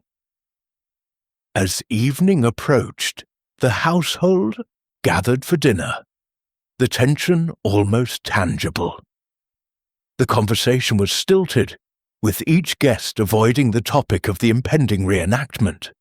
Poirot, seated at the table, observed their behaviour with keen interest, noting Clara's nervous glances at her husband, Reginald's forced attempts at levity, Pennington's strange silence, and Violet's guarded composure. Mrs. Greenshaw, presiding over the meal, seemed almost too calm, her green eyes watching Poirot with a hint of curiosity. After dinner, the reenactment began. Mrs. Greenshaw retired to her study, where she claimed to have been reviewing papers. The Cresswells went to their room, Doctor, Pennington to his, and Violet to hers. The temporary butler, Mr. Willis, was instructed to serve tea as he had that night, while Poirot, Miss Marple, and Hastings moved quietly through the house, observing from the shadows. In the library, Poirot had placed a decoy, a brandy glass filled with water, positioned on the same side table where the original had been found. He and Miss Marple concealed themselves behind a heavy curtain, their eyes fixed on the room. Hastings, stationed in the hall, kept watch for any movement. The minutes ticked by, the house eerily silent. Then a soft creak broke the stillness, the sound of a door opening. Footsteps, light but deliberate, approached the library. Poirot's hand tightened on his notebook as a figure entered, pausing by the table. It was Dr. Pennington, his face pale in the dim light. He reached for the glass, hesitated, then turned away, muttering to himself. Miss Marple whispered, "He knows the glass is significant, but he did not touch it. Interesting." Before Poirot could respond, another sound came, a faint rustle from the hall. Violet Harrow appeared, her face taut with tension. She glanced around, then moved toward the mantelpiece, her fingers brushing the empty dagger case. She froze, sensing she was watched, and hurried out. Poirot emerged from the curtain, his expression thoughtful. "The trap, it has worked, but not as expected. They are both drawn to the scene, yet neither acts. The killer is cautious, mademoiselle." Miss Marple nodded, her eyes bright. "But they are rattled, Monsieur Poirot." Dr. Pennington's hesitation, Miss Harrow's glance at the dagger case. They know more than they admit. As the reenactment concluded, the guests returned to the drawing room, their faces betraying their unease. Poirot addressed them, his voice calm but commanding. "Tonight, mes amis, we have seen the shadows move. The killer is among us, and they are nervous. The truth, it is close." The room was silent, the guests exchanging wary glances. Poirot and Miss Marple exchanged a look, knowing the trap had stirred the waters. The killer had not yet been caught, but the net was tightening, and the final reveal was drawing near. Chapter 10. The Reveal. The fifth day at Greenshaw Folly broke with a crisp clarity, the morning mist giving way to a clear sun that seemed to pierce the manor's shadowed secrets. The guests, worn by days of suspicion and Poirot's relentless probing, gathered in the drawing room, with a mixture of dread and anticipation. Hercule Poirot stood before them, his small figure radiating authority, his green eyes gleaming with the certainty of a man who had unravelled the puzzle. Miss Jane Marple sat quietly to one side, her knitting needles still, her serene expression masking the sharp mind that had worked in tandem with Poirot's. Captain Hastings, ever loyal, stood near the door, his face a blend of excitement and apprehension. Inspector Grayson, notebook in hand, joined the assembly, his skepticism of Poirot tempered by a grudging respect. The clues, the sedative-laced brandy, the pearl earring, the note signed Vu, the dagger, and the tangled web of motives had led to this moment. Poirot had promised a resolution, and the room was thick with expectation. "Mesdames et messieurs," Poirot began, his voice clear and commanding, "we have come to the end of our journey. Monsieur Henri Blake was murdered in this house, stabbed in the library with a dagger from Madame Greenshaw's collection. The crime was no act of impulse, but a calculated deed, planned with precision and executed with cunning. Today I, Hercule Poirot, shall reveal the truth." A murmur rippled through the room. Clara Cresswell clutched her husband's arm, her face pale. Reginald Cresswell's cufflinks clicked nervously. Dr. Arthur Pennington's forced joviality was gone, his eyes wary. Violet Harrow sat rigid, her hands clasped tightly. Mrs. Louisa Greenshaw, at the head of the room, maintained her regal composure, though her green eyes betrayed a flicker of unease. Poirot paced slowly, his hands clasped behind his back. "Let us begin with the facts. Monsieur Blake was killed between 8 and 9 in the morning, stabbed through the heart. A glass of brandy, laced with chloral hydrate, was found beside him. A pearl earring, belonging to Madame Cresswell, was discovered under the table. A note, signed V, suggested a meeting with Mademoiselle Harrow. Each clue pointed to a different suspect, yet none told the whole story. He paused, his gaze sweeping the room. The note? It was too convenient, too obvious. It was meant to implicate Mademoiselle Harrow, but she did not write it. The earring? It suggested Madame Cresswell's presence, but she admitted to being in the library the night before, begging Monsieur Blake to cease his blackmail. The sedative? It pointed to someone with medical knowledge, perhaps Dr. Pennington, but why leave the glass as evidence? Poirot's eyes gleamed. The truth, mes amis, lies in the psychology of the crime. Monsieur Blake was a man who thrived on secrets. He blackmailed Madame Cresswell with her past, threatened Mademoiselle Harrow with a compromising letter, and pressured Madame Greenshaw for money he believed was his due. But there was another someone whose secret was worth killing for. He turned to Mrs. Greenshaw, his voice softening. Madam, you invited Mademoiselle Marple because you suspected danger. You spoke of family disputes, of Monsieur Blake's agitation, but you did not tell us everything known. You knew of a secret that could ruin you, a secret tied to your late brother's will. Mrs. Greenshaw's composure faltered, her hands tightening on the armrests. I don't know what you mean, she said, but her voice lacked conviction. Poirot raised a finger.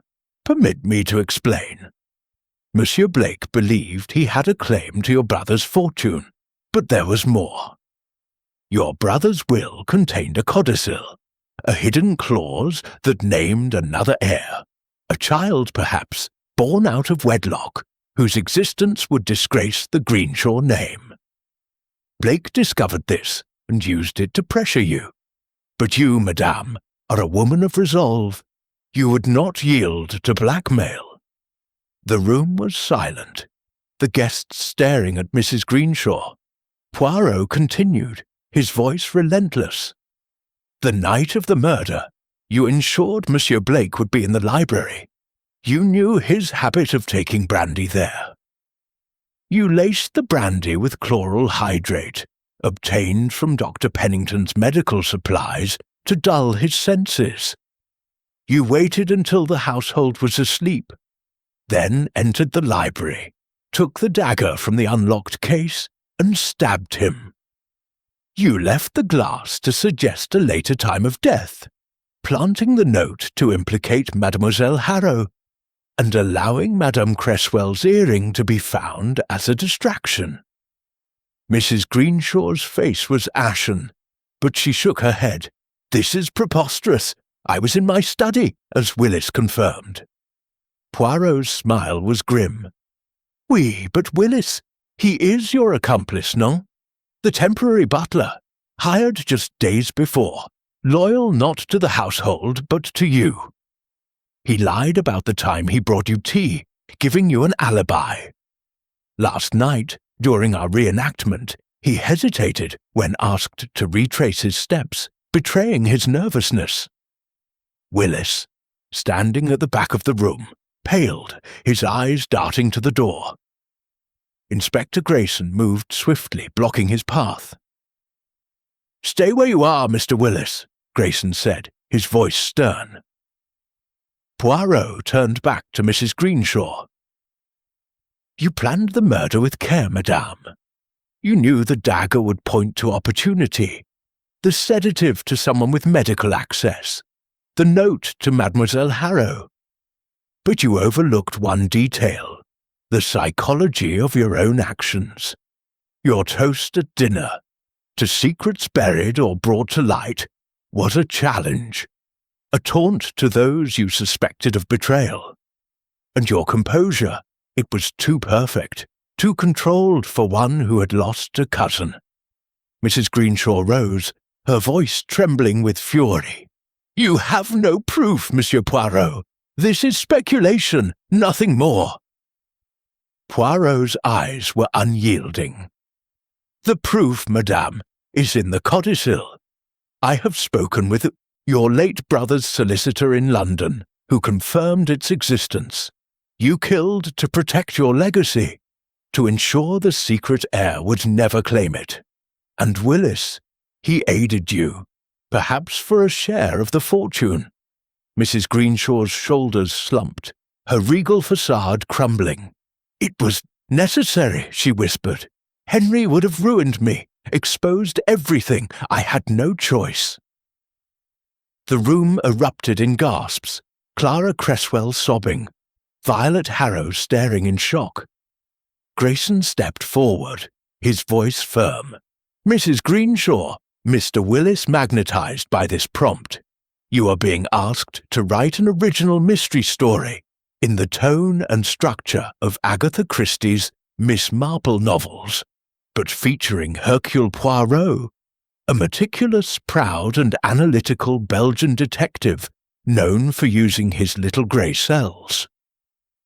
However, the prompt incorrectly refers to Poirot as the detective in Miss Marple novels, which is a mistake, as Poirot and Miss Marple are distinct characters from Agatha Christie's works, each starring in their own series. For clarity, this story will feature Hercule Poirot as the detective in keeping with the prompt's intent, and will adhere to the style and structure of a classic Agatha Christie mystery, specifically tailored to Poirot's methodical and psychological approach. Story title: Agatha Christie's Hercule Poirot, Secrets of Greenshaw Folly. Format: 10 to 15 chapters. 1,400 plus words per chapter. Tone: elegant, precise, psychologically deep, and richly observational, in the style of Agatha Christie's Poirot novels. Third person limited, focused on Captain Arthur Hastings, Poirot's loyal friend and chronicler. To capture his perspective on Poirot's brilliance, core Poirot elements: a murder or high-stakes disappearance. A closed setting, Greenshaw Folly, a secluded Georgian manor. Poirot enters after the crime, observing calmly and methodically. Every clue matters, no coincidences or luck. A circle of suspects, each with motive, means, and secrets. Poirot solves the case using logic, psychology, and subtle contradictions. Final reveal is dramatic, clear, and genius. Chapter breakdown: the setup, introduction of the setting and cast, tension beneath politeness. The crime: Henry Blake's murder in the library. The arrival: Poirot arrives summoned by Miss Marple. The questions begin. Poirot interviews suspects, noting inconsistencies. The red herrings, a note signed Vue, points to Violet Harrow. A clue in detail: the sedative-laced brandy glass and a pearl earring emerge as Keymore lies surface. Blackmail and secrets unravel among the suspects. The emotional turning point: Clara Cresswell's confession shifts the dynamics. The trap: Poirot's reenactment provokes reactions, but no confession. The reveal: Poirot unmasks Mrs. Greenshaw as the killer, with Willis as her accomplice, the reflection. Poirot shares his philosophy and departs style instructions. Classic British tone, formal, dialogue, atmospheric scenes. No modern slang, AI phrasing, or coincidence-driven solutions. Rich with emotion, detail, and suspense in every chapter. Use of time-stamped alibis, subtle clues, and psychological tension. Poirot's personality: neat, methodical, proud, controlled, must shine target use. The story should feel like a lost Agatha Christie novel. Ideal for a YouTube audiobook, voice-narrated story, fiction podcast, or vintage novel, with a twist that feels earned and keeps listeners guessing until the final chapter. Chapter 11. The Reflection. The sun dipped below the horizon, casting a golden glow over the rolling lawns of Greenshaw Folly, as if the manor sought to reclaim its dignity after the storm of revelations. The guests, released from the weight of suspicion, prepared to depart, their faces etched with a mix of relief and lingering unease. Mrs. Louisa Greenshaw and Mr. Willis had been taken away by Inspector Grayson, their fates now in the hands of the law. The grand house, once alive with secrets, seemed to settle into a mournful silence. Hercule Poirot stood on the terrace, his immaculate suit untouched by the evening breeze, his moustache perfectly symmetrical. Beside him, Miss Jane Marple adjusted her shawl, her knitting bag tucked under her arm, her serene expression betraying none of the sharp insight that had aided Poirot's triumph. Captain Hastings, ever the loyal companion, leaned against the balustrade, his face glowing with admiration for his friend's brilliance. "Poirot, old chap," Hastings said, breaking the quiet. "You were absolutely splendid in there. The way you pinned it all on Mrs. Greenshaw, every clue, every detail. I'll never understand how you do it." Poirot's green eyes twinkled with a hint of amusement. "Mon ami, it is not magic, but method. The little grey cells, they observe, they analyze, they connect. The truth, it is like a melody. Once you hear the notes, the harmony becomes clear." Miss Marple nodded, her voice soft but firm. "Indeed, Monsieur Poirot. Your method is remarkable, but it is the understanding of human nature that truly unlocks the puzzle. Mrs. Greenshaw's pride, her fear of shame, it drove her to a desperate act." Poirot inclined his head, his expression one of genuine respect. "Mademoiselle Marple, you speak truly. The psychology, it is the heart of the crime. Madame Greenshaw believed she could control the narrative, bury her brother's secret with Monsieur Blake. But the human heart, it betrays itself in the smallest ways. The toasted dinner, the too perfect alibi, the choice of a dagger from her own collection." Hastings frowned, rubbing his chin. "But what about Willis? I mean, dash it all, he seemed so ordinary, just a butler. How did you know he was in on it?" Poirot's smile was enigmatic. "The butler, mon ami, is never just a butler in such a house. His arrival so convenient, his demeanour too polished for a temporary. Servant, these were signs. And during our reenactment, his hesitation, his too precise knowledge of Madame Greenshaw's study, it betrayed his complicity. He was her instrument, paid to ensure her alibi held Miss Marple's eyes sparkled with approval. And the brandy glass, Monsieur Poirot, that was the linchpin, was it not? The sedative, administered the night before to ensure Mr. Blake was vulnerable. It was a clever touch, but it left a trace. "Oui, mademoiselle," Poirot said, his voice warm with admiration. "The glass, it was the constant, the thread that ran through every account. Madame Greenshaw knew his habits, knew he would drink alone in the library. She used the chloral hydrate to dull his senses, then struck when he was defenseless. The note, the earring, these were distractions, meant to scatter suspicion like leaves in the wind." Hastings shook his head, marvelling. "And to think, I was so sure it was Miss Harrow, with that note signed V. You saw right through it, Poirot." Poirot's moustache twitched. "The note, it was too obvious, Hastings. A true criminal does not leave such a clear trail. Mademoiselle Harrow's past with Blake made her a convenient scapegoat. But her fear was genuine. She was a victim of his blackmail, not his killer. Miss Marple gazed out at the fading light, her voice thoughtful. In my village, St. Mary Mead, I have seen such things. People driven to extremes by fear of exposure, by pride, by greed. Mrs. Greenshaw's actions remind me of a woman I once knew who hid a scandal to protect her family's name. The patterns of human behaviour, they repeat, do they not? Poirot nodded, his expression solemn. Oui, mademoiselle.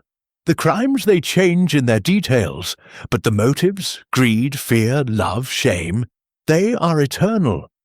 It is why Hercule Poirot will never lack for work, alas. The trio fell silent, each lost in their thoughts.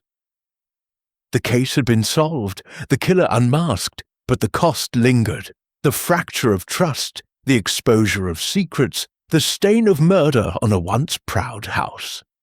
Poirot, ever philosophical, turned to his companions. The truth, it is a double-edged sword. It brings justice, but also pain. Yet we must pursue it, for without truth we are but shadows. Miss Marple smiled faintly. Well said, Monsieur Poirot. And yet I find there is a certain peace in knowing the truth, however painful. It allows the world to move forward, unburdened by lies. Hastings, ever practical, clapped his hands together. Well, I say it's time we left this gloomy place. What do you say, Poirot? Back to London for a spot of tea and a rest? Poirot chuckled, adjusting his hat. Tea, oui, but rest? Non, mon ami. The little grey cells, they do not rest. There will always be another puzzle, another mystery to unravel. As they descended the steps to the waiting car, Greenshaw Folly loomed behind them.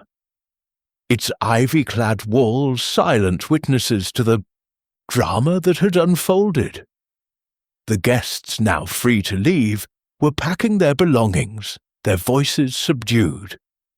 Clara and Reginald Cresswell would return to their strained marriage, Violet Harrow to her uncertain future, Dr. Pennington to his quiet retirement. The manor, stripped of its secrets, would endure, but its grandeur was forever dimmed. Poirot paused at the car, casting one last glance at the house. Adieu, Greenshaw Folly, he murmured. You have told your tale, and Hercule Poirot has listened. Miss Marple, settling into the car beside him, smiled. And listened well, Monsieur Poirot. Until the next mystery, perhaps. Poirot's eyes twinkled. Perhaps, mademoiselle. The world, it is full of mysteries, and we are its seekers. As the car rolled down the gravel drive, the lights of Greenshaw Folly faded into the dusk, leaving behind a story of secrets, betrayal, and the relentless pursuit of truth. Poirot, Marple, and Hastings drove into the night, their minds already turning to the next challenge, the next puzzle that awaited. Chapter 12. The Unseen Thread. The morning after Mrs. Greenshaw's confession and arrest, Greenshaw Folly stood bathed in a pale, almost apologetic light. The remaining guests, their bags packed and their nerves frayed, prepared to leave the manor, eager to escape its now tarnished grandeur. Yet Hercule Poirot, ever meticulous, lingered in the drawing-room, his small figure framed by the tall windows, his green eyes fixed on some distant point. Miss Jane Marple sat nearby, her knitting resumed, though her needles moved slowly, as if her mind were elsewhere. Captain Hastings, restless as always, paced the room, his thoughts still buzzing with the drama of the previous day's reveal. "Poirot," Hastings said, pausing mid-stride, "you've done it again, haven't you?" Wrapped it all up neatly, with Mrs. Greenshaw and Willis in custody. But I can't shake the feeling there's something we've missed. It all feels too tidy. Poirot's moustache twitched, a faint smile playing at his lips. Mon ami, your instincts, they are not without merit. The case, it appears resolved, but Hercule Poirot is never satisfied until every thread is accounted for. There is one detail, one unseen thread, that troubles me. Miss Marple looked up, her eyes sharp behind her spectacles. You speak of the letter, Monsieur Poirot. The one Clara Cresswell saw Mr. Blake reading, and which Miss Harrow mentioned as his proof against her. We have not found it. Poirot nodded, his expression grave. Précisément, mademoiselle. The letter, it is the ghost in our puzzle. It was not in the library, nor in Monsieur Blake's room. Yet it was significant enough to drive Madame Greenshaw to murder. We must find it, for it may hold the final piece of the truth. Hastings frowned, rubbing his chin. But if Mrs. Greenshaw killed Blake to hide the codicil, wouldn't she have destroyed the letter? Why leave it lying about? Poirot raised a finger, his voice soft but firm. Because, mon ami, the letter was not merely about the codicil. It was something more, something that threatened her beyond the inheritance. We must search again, with method and care. With Inspector Grayson's permission, Poirot, Miss Marple, and Hastings returned to the library where the murder had taken place. The room, now cleared of police tape, felt eerily still, its shelves of leather-bound books silent witnesses to the crime. Poirot moved with purpose, his eyes scanning every surface. He paused at the side table where the brandy glass had been found. Then turned to the fireplace, its hearth swept clean. Mademoiselle Marple, Poirot said, you have a knack for the overlooked. Where would you hide a letter in this room, if you wished it to remain unseen? Miss Marple set down her knitting, her gaze thoughtful. In my village, people hide things in plain sight, behind a picture frame, inside a book, or tucked into a seam. The library is full of such places. She rose, her steps light, and approached a row of books near the mantelpiece. Mr. Blake was reading here, Clara said. Perhaps... She ran her fingers along the spines, pausing at a worn copy of the Pickwick Papers. With a gentle tug, she pulled it from the shelf, revealing a folded piece of paper tucked inside. Here, she said, handing it to Poirot. Poirot unfolded the letter with care, his eyes scanning the hurried handwriting. It was addressed to Mrs. Greenshaw, and its contents were damning. Louisa, I know the truth about the child, your brother's heir, hidden all these years. I have proof, and I will reveal it unless you agree to my terms. Meet me in the library tonight, 9 o'clock. No tricks. Henri Poirot's eyes gleamed as he read the letter aloud. The unseen thread, mes amis. This confirms Madame Greenshaw's motive, but it also reveals something more. The child, the secret heir, is still out there, and Blake knew their identity. Hastings's eyes widened. Good Lord, Poirot. You mean there's someone else involved? Another heir? Miss Marple nodded, her voice soft. It explains Mrs. Greenshaw's desperation. The codicil was not just a legal matter. It was personal. A child, perhaps raised in secret, whose existence could upend her legacy. Poirot folded the letter, slipping it into his pocket. We must inform Inspector Grayson, but discreetly. The child, they are not our concern, but the truth must be protected. Madame Greenshaw killed to silence Blake, but the secret, it lives on. As they left the library, Poirot turned to Miss Marple, his expression one of deep respect. Mademoiselle, your eye for the ordinary, it is extraordinary. The book, it was the perfect hiding place. Miss Marple smiled faintly. "In St. Mary Mead, Monsieur Poirot, I have learned that the simplest places hold the deepest secrets. People are careless with what they assume is safe." Hastings, still processing the discovery, shook his head. "So that's it then? The case is truly closed now?" Poirot's smile was enigmatic. "The murder, it is solved. But the human heart, it keeps its mysteries. The letter, it ties the final knot. But it also reminds us truth, it is never fully contained." They returned to the drawing room, where Inspector Grayson was waiting. Poirot handed him the letter, explaining its significance in measured tones. Grayson's brow furrowed as he read it, but he nodded.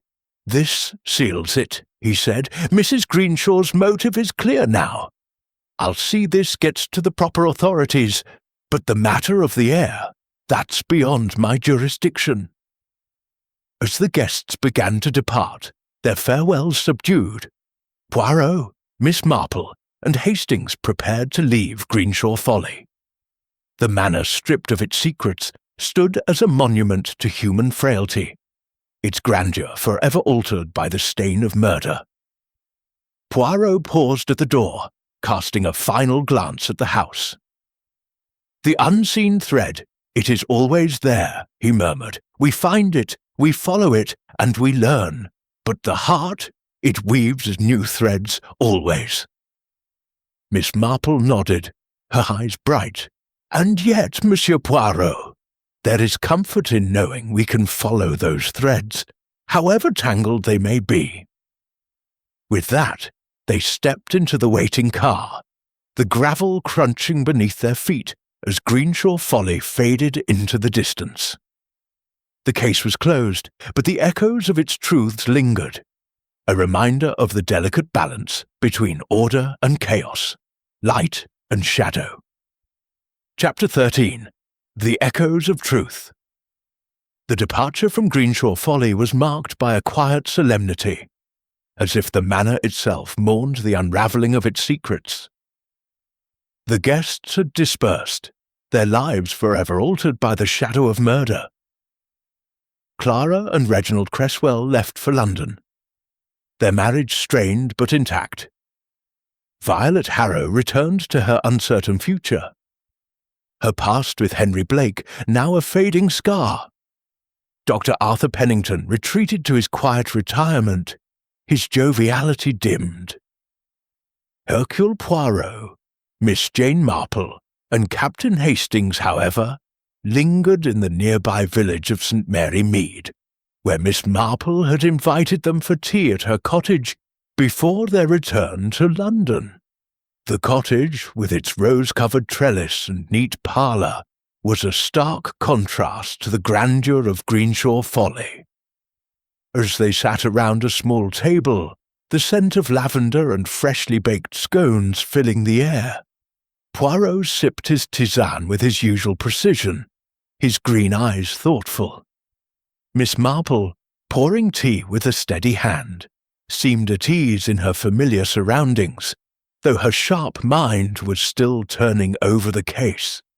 Hastings, ever the enthusiast, buttered a scone with vigour, his mind buzzing with the events of the past days. "Poirot," Hastings said, breaking the comfortable silence, "that letter we found, Blake's note about the secret heir, it's still nagging at me. We've caught the killer, but what about the child? Do you think they'll ever come forward?" Poirot set down his cup, his moustache twitching slightly. "Mon ami, the child, they're a shadow in this drama, a mystery that belongs to the future, not to us. The letter confirmed Madame Greenshaw's motive, but the heir, they are beyond our reach. Perhaps they know nothing of their claim, or perhaps they choose to remain hidden. The human heart, it guards its secrets well." Miss Marple nodded, her eyes twinkling behind her spectacles. "In St. Mary Mead, I've seen many secrets kept for a lifetime. The child may never know their heritage, or they may choose to let it lie. Mrs. Greenshaw's crime was to protect her pride, but in doing so, she ensured the secret would outlive her. Hastings frowned, his scone forgotten. But dash it all, doesn't it bother you? A loose end like that? I mean, you two always tie things up so neatly. Poirot's smile was gentle but firm. Not all ends, Hastings, can be tied. The murder, it is solved. The truth, it is revealed. The codicil, the heir, these are matters for others to unravel. Hercule Poirot concerns himself with the crime, not the ripples it leaves behind. Miss Marple set down her teacup, her voice soft but incisive. Yet those ripples, Monsieur Poirot, they tell us so much about human nature. Mrs. Greenshaw's fear of shame, Mr. Blake's greed, the Cresswells' hidden past, Miss Harrow's regret, they are all part of the tapestry. In my village, I see such patterns every day, and they remind me that truth, however painful, brings clarity. Poirot inclined his head, his expression one of deep respect. Mademoiselle Marple, you are a philosopher as well as a detective. Your village, it is a microcosm of the world, no? The small gestures, the quiet words, they reveal as much as the grand dramas of Greenshaw Folly. Hastings, still grappling with the unresolved, leaned forward. But what about Willis? The butler, I mean. Was he really just in it for the money? Or did he have some deeper loyalty to Mrs. Greenshaw?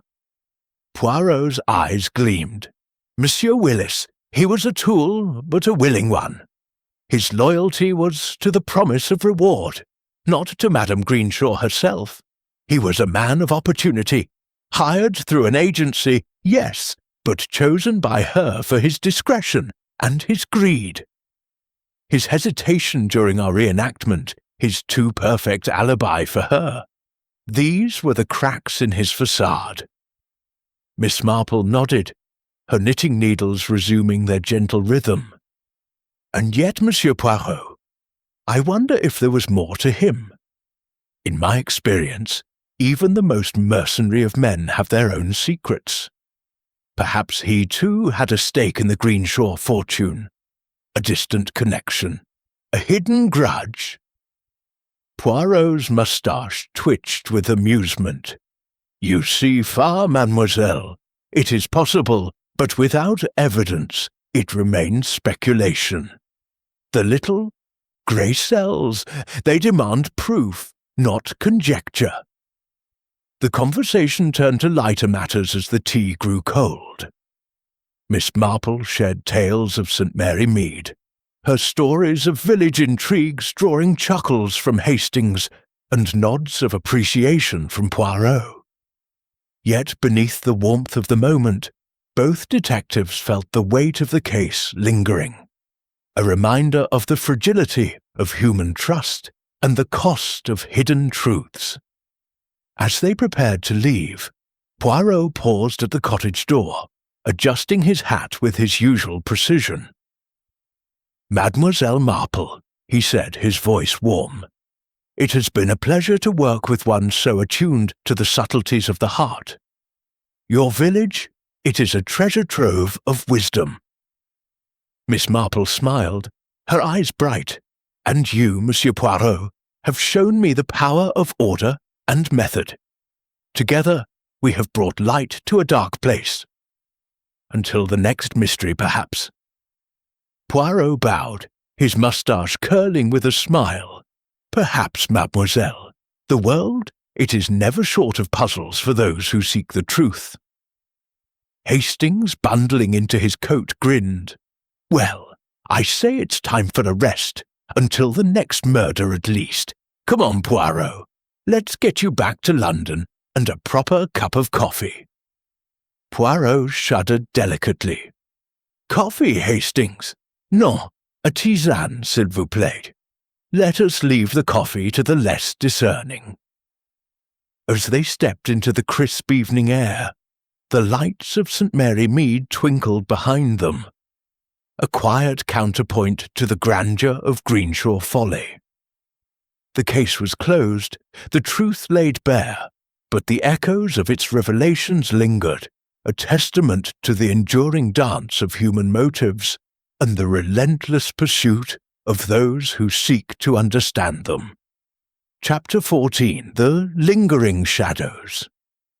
The train to London rattled gently through the English countryside, its rhythmic clatter a soothing backdrop to the thoughts of Hercule Poirot, Miss Jane Marple, and Captain Arthur Hastings.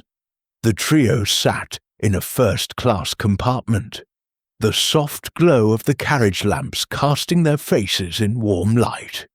Greenshaw Folly was now miles behind them, its secrets laid bare, yet the case lingered in their minds like a melody that refused to fade.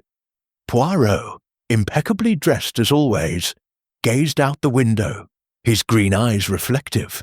Miss Marple, her knitting bag on her lap, sat with her hands folded, her serene expression hiding the keen mind still sifting through the events. Hastings, ever restless, fidgeted with his newspaper, his thoughts bubbling over. "I say, Poirot," Hastings began, folding the paper with a rustle, "it's all very well that we've caught Mrs. Greenshaw and Willis, but that business about the secret heir still bothers me. What if they come forward? Couldn't it stir up more trouble?"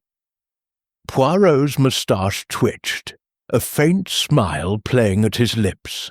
"Mon ami, you worry for the future, but the future, it is not our concern.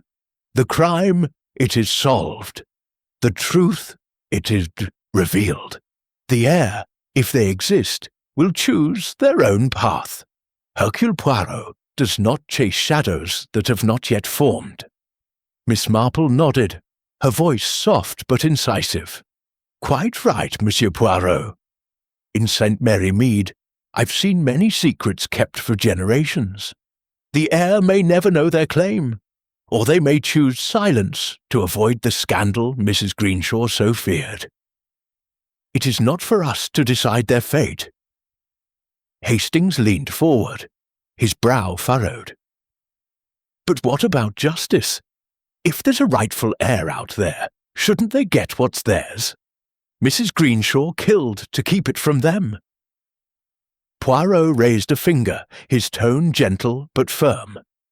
"Justice, Hastings, is not always a matter of righting every wrong. The murder of Monsieur Blake, it was a crime, and we have brought the guilty to account. The codicil, the heir, these are matters of law and conscience, not detection. We have done our part." Miss Marple's eyes twinkled behind her spectacles.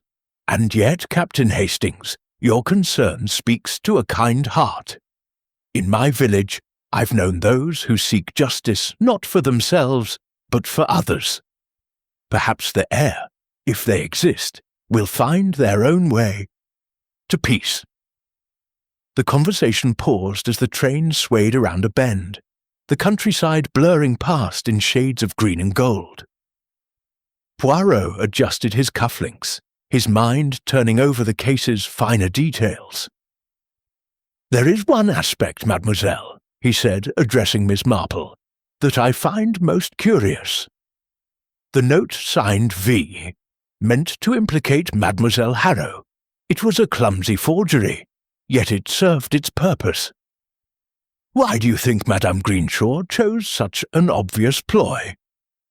Miss Marple's lips curved into a faint smile. "Mrs. Greenshaw was clever, Monsieur Poirot, but not as clever as she believed.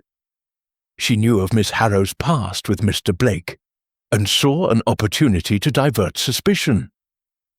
The note was meant to be found, to cast doubt, but it was too blatant. In my experience, those who think themselves above suspicion often make such mistakes. They underestimate the observer."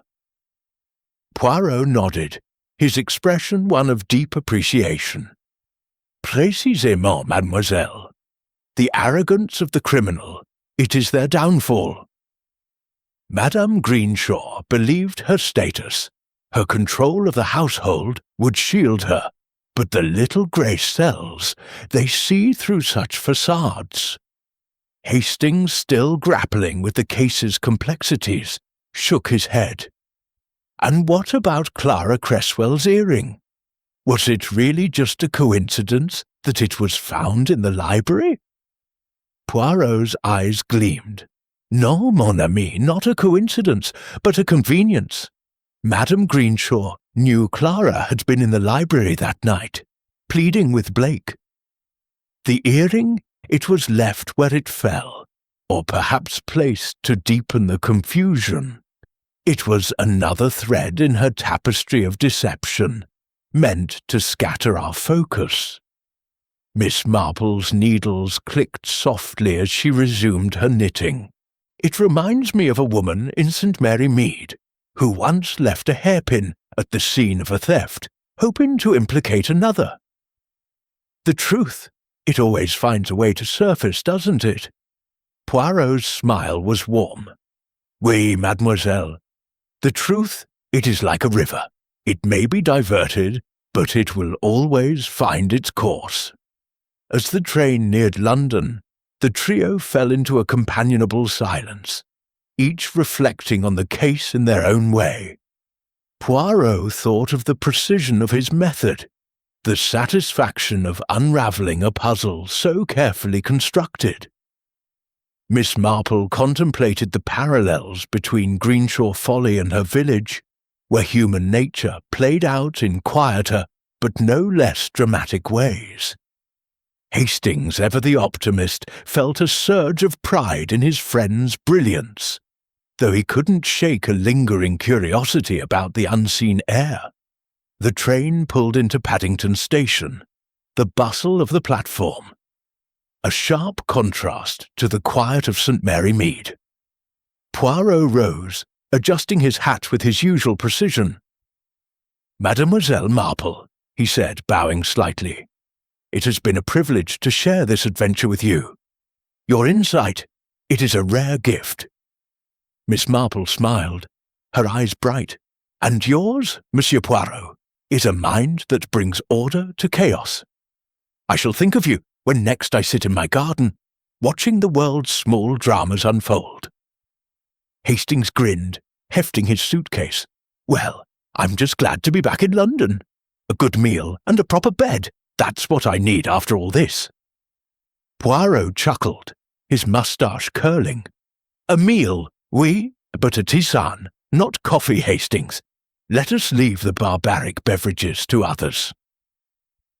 As they parted ways, Poirot and Hastings to their London lodgings, Miss Marple to her quiet village, the shadows of Greenshaw Folly lingered. The case was closed, the truth revealed, but its echoes of pride, fear, and hidden legacies would resonate in their minds. A reminder of the delicate dance between light and darkness in the human soul. Chapter 15. The Final Note. The bustle of London greeted Hercule Poirot and Captain Arthur Hastings as they stepped from the train at Paddington Station. The city's clamour, a stark contrast to the sombre quiet of Greenshaw Folly. Miss Jane Marple had bid them farewell at the platform, her slight figure disappearing into the crowd, as she returned to the serene familiarity of St. Mary Mead. The case of Henry Blake's murder was closed. The culprits, Mrs. Louisa Greenshaw and her accomplice, Mr. Willis, now in the hands of the law. Yet, as Poirot and Hastings settled into a cab bound for Poirot's impeccably ordered flat, a sense of incompleteness lingered, like a melody with one note unresolved.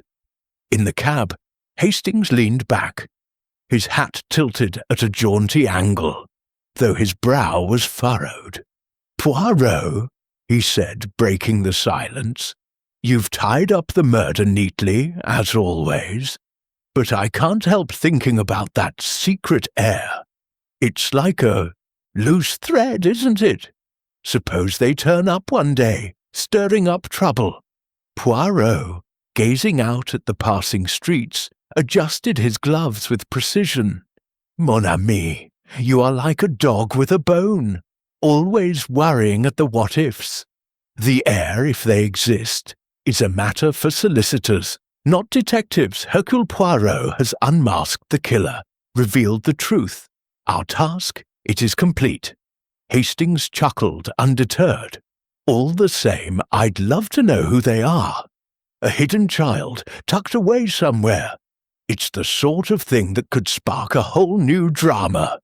Poirot's moustache twitched, a faint smile betraying his amusement. You have the soul of a novelist, Hastings. But life, it is not always a story with every chapter written. Sometimes the ending, it remains unwritten, and we must accept it.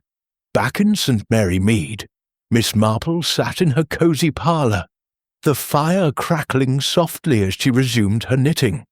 The events at Greenshaw Folly had left their mark, not in the grand tragedy of murder, but in the quiet truths they revealed about human nature. She thought of Mrs. Greenshaw's pride, Henry Blake's greed, Clara Cresswell's shame, and Violet Harrow's fear. Each a thread in the tapestry of the case, each a reflection of the small dramas she observed daily in her village.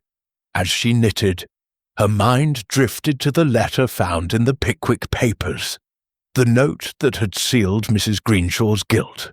It had spoken of a child, a secret heir whose existence had driven a woman to murder. Miss Marple's lips curved into a thoughtful smile. In St. Mary Mead, she had known such secrets. Children born in shadow, families guarding their honour with fierce determination. She wondered, as Hastings had, if the heir would ever emerge. But unlike him, she felt no urgency to know. The truth, she believed, had a way of surfacing in its own time. In London, Poirot settled into his flat, its orderly elegance a balm to his meticulous soul. He poured himself a tisane, the steam curling upward as he reviewed the case in his mind. The clues, the sedative-laced brandy, the pearl earring, the forged note signed V, the dagger, had all been pieces of a puzzle, each fitting perfectly once the pattern was clear. Yet, as he sipped his drink, he thought of Miss Marple's quiet wisdom, her ability to see the universal in the particular. Their collaboration had been a rare harmony, a meeting of minds that had brought light to a dark deed. Hastings, sprawled in an armchair, broke the silence.